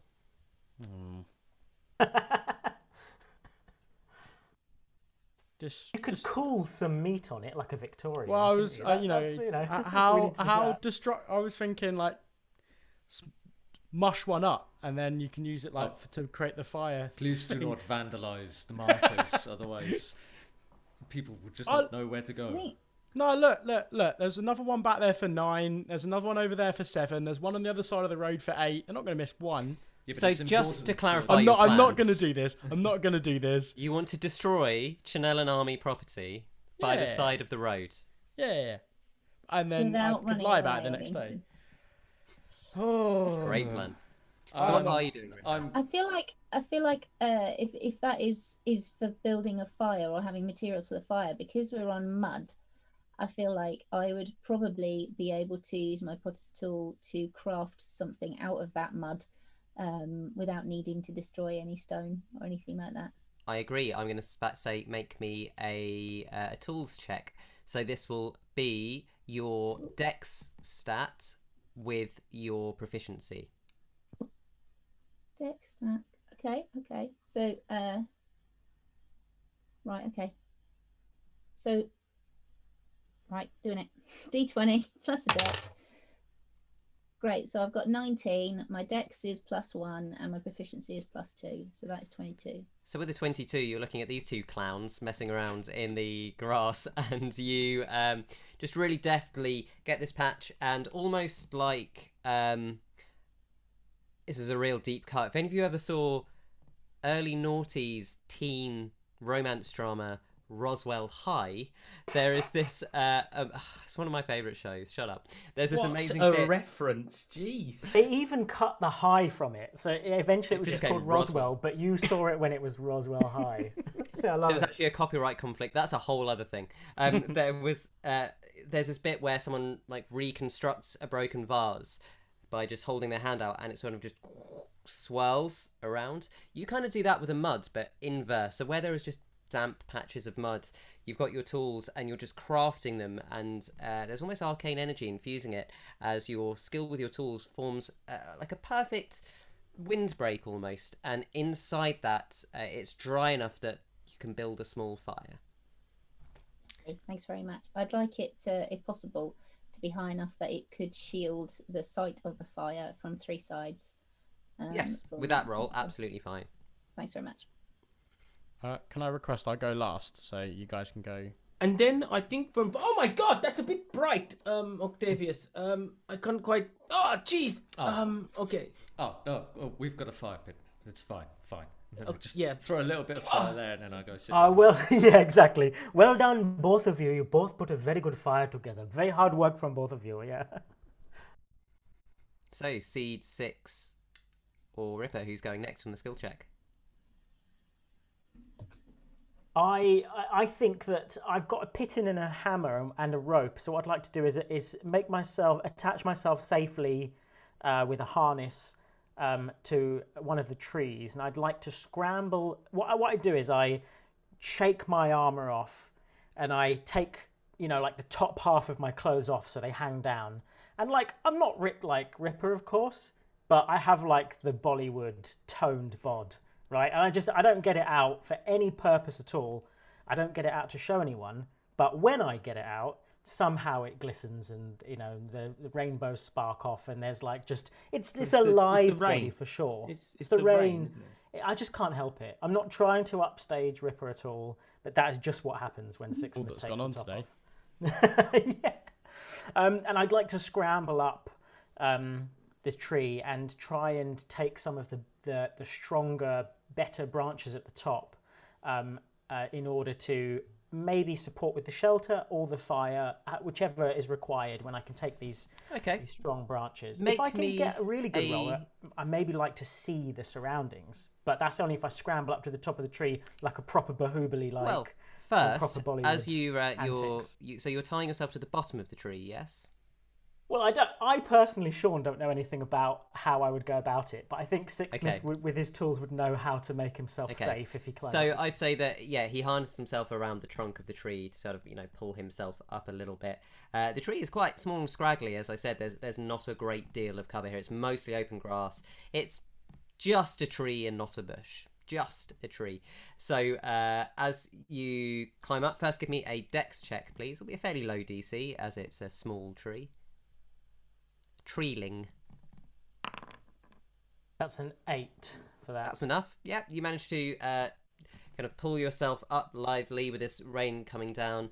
There's like a mystical choir in the metagame in the background as you do this. That's incredibly Bahubali. And as you get to the top, can you make me a nature check to look for the correct branches? That's a 12. Okay, so as you're looking, you find that, yes, the top branches are still fresh and green. Underneath there are a few sort of drier, more brittle ones that you get a feeling that you could snap them off. And I would say with that 12 and your passive strength, you manage to just tear off, call out to look out below and drop maybe 3 branches. They're not huge, but they'll get you through the night. I say, hey, watch out! And that's for my family. That's an in-joke for my family. Which I'm sure I'll explain in some sort of bonus content somewhere. So, Seed, it's you and Ripper left. Go on, okay, so Seed is kind of watching this happen, and for a second, they just look a little bit panicked. And they're like, okay, Seed, come on, it's a humanoid camp. You've seen a humanoid camp before. What is it missing? What do I need to do? And then they realise and go, oh yes, we need something to sit on. And then decide to go off and be helpful to try and find seats to go around the lovely fire that's being built in the middle. But in order to do this, they need to conjure their mage hand to help them out, as Seed is not particularly strong. So now Seed and the hand are wandering around the periphery of the camp area, looking for big rocks, big bits of tree stump. They're doing their best. They're really just looking for anything that looks kind of like large and flat enough to sit on, and then kind of bringing everything around the fire. Okay, make me an investigation check, please. Okay, so that's a 16. So with a 16, you manage to find, a couple of sort of large-ish rocks. They are certainly going to be very comfortable for humanoids to sit on, as far as you can tell. With your mage hand, you can bring them back fairly easily. Is there anything else you'd like to do? Once they've kind of finished doing that, again, they're just kind of watching what everybody else is doing, like frantically trying to work out what they think everyone thinks they should be up to. And so just eventually starts poking twigs into the fire, not really sure what else a camp requires. Fantastic. Which brings us to Ripper with the last part of the skill check. So I think Ripper will, as he did earlier, will get everyone's dinner ready, make sure no one's unfed or however that will go. And a warm soup or something would help, wouldn't it? He would say, spirits up. Well, we've got the packs of food from the matey boy, so from the Maharaja. Drop a bit of cheese in there, drop a grape in there, perfect. Yeah, garnish on the side. On it. Like peel the grapes as well. I don't know. But I think as Ripper's contributing skill, once dinner's served, he would like to tell a story or warm story to get everyone happy and rallied. And so that would be a performance, I think, to sort of take everyone's mind off the rain. And okay, so again, just for clarification, so whilst people are fetching wood, moulding the earth, bringing seats, you just want to talk to them. No. I'm saying, like, once we've all sat down with our tea, then it's like... Right, okay. Right, right, guys, I've got a story for you. And then that would be his contribution to the camp. Go for it. Make me a performance check. And you have to tell us the story as well if it's... Of course I do. 17 plus 5, 22. Okay. But it has to be a good one. With that, the camp itself is fairly rudimentary, and it comes together, and you manage to sit in there and huddle against the rain, but the warmth of the fire is keeping you fairly dry. It's a little bit miserable. Celia doesn't seem to notice. She's just getting soaked in the back. The mule doesn't seem that bothered either. And just at that moment, when you're feeling spirits a little bit low, Ripper comes around and passes out the tiffins to you, and kind of pulling the lid off, you get this fragrant, amazing smell. The strongest smell in there is coriander or cilantro from our American friends. And the next things you smell, you get this wonderful smell of Kaffir. We've got a bit of kaffir, lime leaf in there. Yeah. A little bit of that, isn't it? Well, I was going to say, for those not from Indiri, it just smells herbs and spices. Like, smells like home, brother. It smells like home. It does. It smells like home. Can we like weekend at Bernie's? The like prop her up in the middle of the two logs between two people so she's near the fire. I will not. Octavius and I will not allow that. We've covered her up so that she's safe. I suggest it to the party. No, I don't know. You can suggest it. I would say no. Little disrespectful of her body. She can't give consent. Ripper, we need to have a chat about consent. I just think like she's cold over there, right? If we prop her up in the middle near the fire, then that's all right. I have prestidigitation. So I would like to take, if I take a couple of the smaller rocks that Seed has found, I can chill, warm, or flavour up to 1 cubic foot of non-living material for an hour. So I will warm up some stones and put them in with Celia and keep her warm. Oh, like a hot rock massage. I once had a massage like that. Yeah. It's a lovely use of prestidigitation, which is my favourite spell in the game. And you can have inspiration for that. Thank you. Everyone knows my love of doing ridiculous things with that spell. Very true. Crazy. And so as you're being shot down whilst you're giving them delicious warming food, you decide instead to tell them a story. All right. I'd like 3 words. Any 3 words from any of you right here, right now. I've heard the one about the fish. Okay. Okay, fish. That's one. Fish. No. I don't want to hear that one again. I've heard it. No. That's all right. Well, then, just anybody here. Give me. I need 3 words. I'll count them down. Someone just shout something out. Window. Window. Fire. I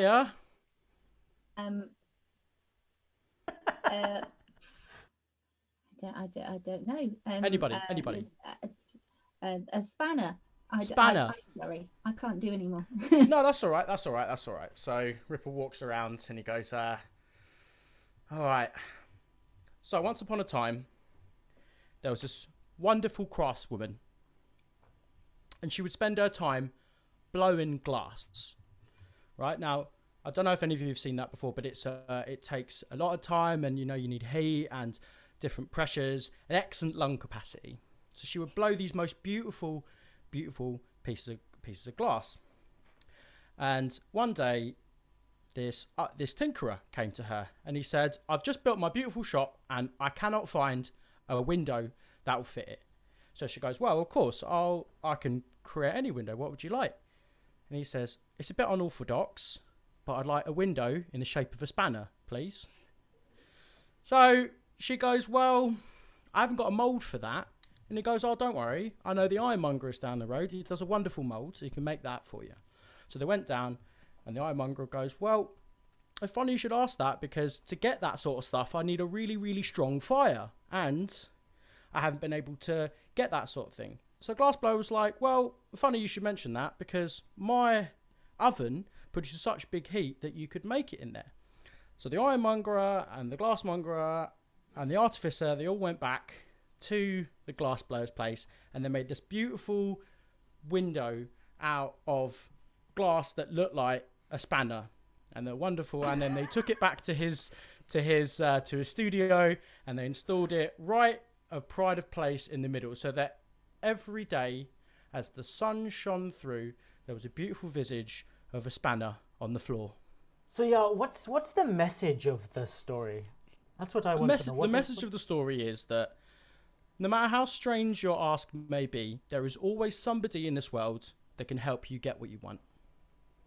You son of a bitch, I hate myself, but take some inspiration for that. I already have inspiration I from hate the you last too, man. time, so it's annoying that I can't stack it, but thank you very much. Can we all take inspiration for having to put up with it? That you're a spanner, but Unfortunately not. Sometimes you're the hammer, sometimes you're the nail, sometimes you're the spanner, sometimes you're the nut. You know, it just, that particular phrase changes no matter where you are in the world, but it all means the same thing. So two I'm not messages sure about in the one thing. of those. Oh, it's a very good story. Very good. So with this, you said in chat through the evening as the fire draws low, would you like to just go to sleep? I will take first watch for 2 hours. Okay. I will sit with Octavius. How Okay. long is the watch? 4 hours. There are 3 watches standard per evening. You don't have to do all 3 watches. I'll take the morning watch if that's okay with everybody. I'll get up early. I'll pore over my maps and Oh, it's been a long day. I think I'm gonna just and Ripper's gonna go to sleep. I don't mind doing a watch. I can be cleaning my tools and just generally just tinkering with my little mechanical things that I can make. And before bed, Sixsmith, I think, sort of, like wanders casually by Faeza. Hey, the weapon that goes out and then comes back in again? I don't know if there's Oh, you mean this one, brother? And he throws the spear past his face, and he comes back like that. Oh, yeah. yeah, it's Never mind. Yeah. Okay, goodbye. And then he Okay. wanders off. So it's the first watch. People turn in aside from Octavius and Lack. The night has drawn in completely now, and the fire the smoke from the fire is curling around this small ceramic pit and cover made by Faeza. As you two just sit and stare out, could you both make me perception checks, please? At disadvantage if you don't have night vision. Dark vision, sorry. Bad. What is it bad? Let me just see if I have dark vision, because it could be worse. I do. So that would be a 12. Yeah, I also got a 12, yeah. Okay. Disadvantage. So the first watch goes past fairly silently. The stars kind of coming out overhead, and like all cultures where they've not completely wrecked their planet with light pollution, it's just this absolute smorgasbord of gorgeous kind of galaxies twirling in the sky, and you can see comets, and the moon is out and very bright tonight. It looks beautiful, but it seems to be completely quiet, and your watch passes without incident. I would like to say it seems completely quiet, but you just hear. As I go to There bed, is I push definitely him a so that he's lying on his side. Make a strength check. That is not my forte. That's a 11. That's enough. The snoring ceases. I was going to say, otherwise we'd all help out. We'd Yeah, all push him. Lever him with your spear, Lack. Lack takes a small stone and just puts it to the side of him, so that if he ever rolls over it, makes him uncomfortable. We'll assume that this is a nightly occurrence now. Yeah. Of course, so- of course. Just to stop Ryan acting out his snoring every long rest. Yeah, no, fantastic. So you do that, and the snoring ceases from Ripper. Unless there's anything else you'd like to do on first watch, we'll move to second. No. No? Okay. Lack and Octavius sit in almost absolute silence, not having any. My bird sort of flies around for a bit, flies into the fire, and There's a couple of times that Lack like looks over to go and say something, and then he's just drawing a blank, so he just sits back down again. Octavius Brilliant, I doesn't love even realise. We go to second watch then. So as it nears kind of midnight-ish, 1 a.m., Faeza is woken by the gentle hand of Octavius, Lack, kind of just shaking her, and you're called to second watch. You come out into the night. You do have dark vision as a gnome, so could you just make me a straight perception check, please?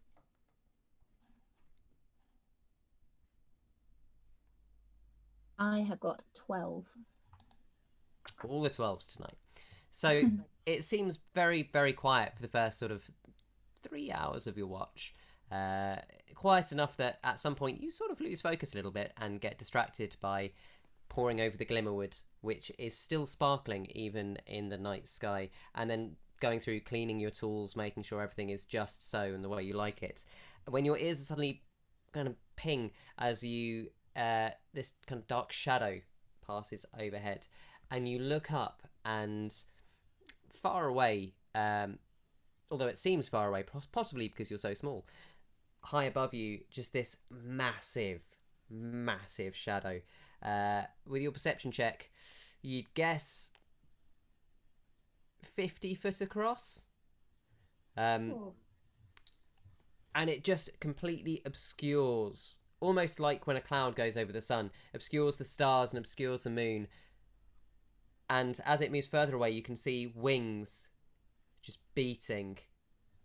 With your dark vision, it doesn't give you night vision necessarily, so you can't make anything out other than the shape. You can tell it's going away from you. It doesn't seem to have seen you, and it's just flying off over the grassland, heading south. I would just like to sketch what I can see into my book, because I don't, as it's going away, I don't feel like it's a threat enough to wake people and disturb their sleep. But I just want a little record of it so that I can show the next person who wakes up. Absolutely, you can do that, no problems. And then we move to the last watch as your 4 hours draw to a close. And as much as you're enjoying your sketching and trying to get down every last thing you can remember, yawn as it gets the better of you, and you head on over and wake Sixsmith for the last watch. Yes, so I actually also have 60 feet of dark vision. This is handy. Oh, we're good. Marvellous. So you can take a straight perception check then as you take the last watch. Just I have shown him the sketch and I've told him what I've seen, and it was about an hour ago. So I'm still poring over the sketch, I imagine, the fine lines of the work. And I find it a real thing of beauty. She's because not I a good rolled... sketch artist, but yeah. Oh, well, then I'm being complimentary. I got a 9 on my perception. Okay, so your watch, you're thinking about that bird. It doesn't... You've never heard of anything like it. Certainly nothing like that back home. The fact it's heading south is strange. You know that the Blighted Wastes are to the south and no sane beings go there. So you're just kind of looking out for it almost obsessively with a soldier's training of, is it going to come back? Your mind drifting to the earlier meeting with Sitkaram and thinking of the great honour he's bestowed you and your brother of saying that he will pray for your mother. Thinking of the fine tiffin you had earlier for dinner and all your journeys so far. Nothing seems to happen on your watch, and you kind of jerk, almost falling asleep as the first rays of the sun peer over the horizon and the cool, crisp morning kind of dawns. The rain still dribbling incessantly, but not enough that it's kind of obscuring. It seems to almost be burning off a little bit as dawn comes.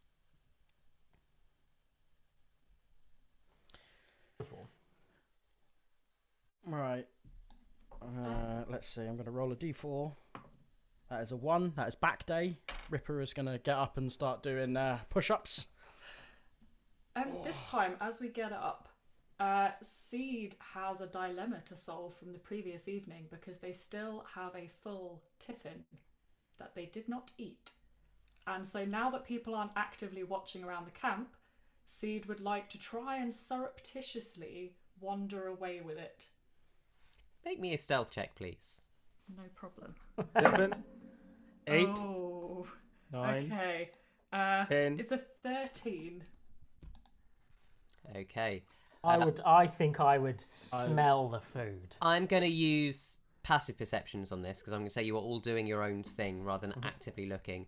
So anyone whose passive perception is higher than a 13, you notice Seed looking like she's trying to sneak away. Or they are trying to sneak away from the camp. Mine is 13, so that means I don't recognize No, you do it. see it. If you equal okay. it, you do see it.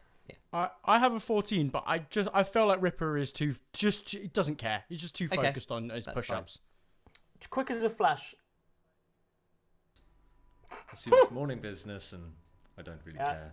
Fair enough. Quick as a flash, I say, don't worry. It's not for everybody. Sometimes too hot, sometimes too spicy. It's not to everybody's liking. It's okay. We've got cheese and grapes if you want something. Some rations. It's okay. It's okay. Bland. And I mean, you don't have to waste it, and Lack will take it off of her and eat it. Start eating it in the morning. I'm gonna Cold. A good cold morning curry. I'm gonna very gratefully kind of hand it over and sort of take one token grape and one token piece of cheese, and opening the shirt that still contains grape and cheese from the previous day, do the same, pretending to breakfast, and it's gone down the top. Do you want to make me a sleight of hand check? Let's see. We'll They're do this against passives. Yeah. Oh dear. Okay. So that's a 10.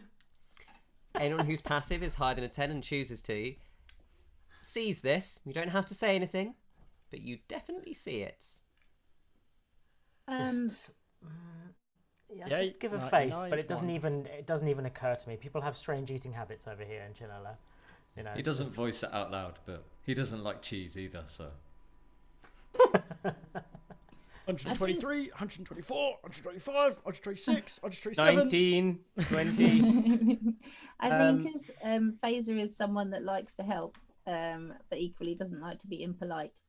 I think maybe she might be thinking about how to make some kind of bid for her because she thinks she's just generally not. Maybe she just thinks she's short-sighted and she doesn't know where her mouth is. Or something like that. So she's just thinking how she could help, but she hasn't come up with a solution yet. Love it. Lack notices, rubs his forearms, and then sits back down at the fire and eats his dinner. His breakfast, dinner, same thing, right? Marvellous. So, you eventually pack your camp up and start to move off. Again, having taken your strange morning routines into account, and the travel goes well. It takes you a good third of a day, but you manage to go those 8 miles. It's approaching sort of lunchtime by the time you see Ondra's Pass half a mile ahead, and you the kind of the weather is still grey. But it seems to be sort of clearing up a little bit now. There's quite a cold wind just starting to blow through. The chill of winter is still far enough away, but you know when you get that first chill wind in autumn, you're like, oh, I can't remember the last time I felt a cold wind. And certainly for those of you from Endiri, this is like freezing. Even though you might have spent time in the mountains, this is like the cold wind of something, just an ambient cold that you're not used to outside of the mountains. To Seed, with her background from Nurmengard, it's just winds. And you come a little closer, and within the half mile, you start to see the road dip. Not a lot, just starting to. And in the distance, coming ever closer, you see the huge ravine coming towards you, and just towering over it at the entrance is a statue. It's a statue of a beautiful woman with earthen-coloured skin, long curled black tresses. Her hands are open in benefaction, and she's standing astride the opening to the ravine. One of her eyes is missing and seems to be replaced with a glass orb. And you can see that her colossal feet have sort of, again, this thing appears to be, well, at the bottom you can tell it seems to be made out of marble because bits have been chipped off under the paint, and it looks like it's been there a long, long time. And you have arrived at Ondra's Pass. And this is where we're going to pick up next session. So I hope you've enjoyed tonight's adventures, folks. It's didn't quite go as far as I thought we did, but got some really great moments there, so thank you very much. And to everyone at home, we look forward to seeing you next week to find out what happens in the pass. Till then, have a great week. Thanks. Bye.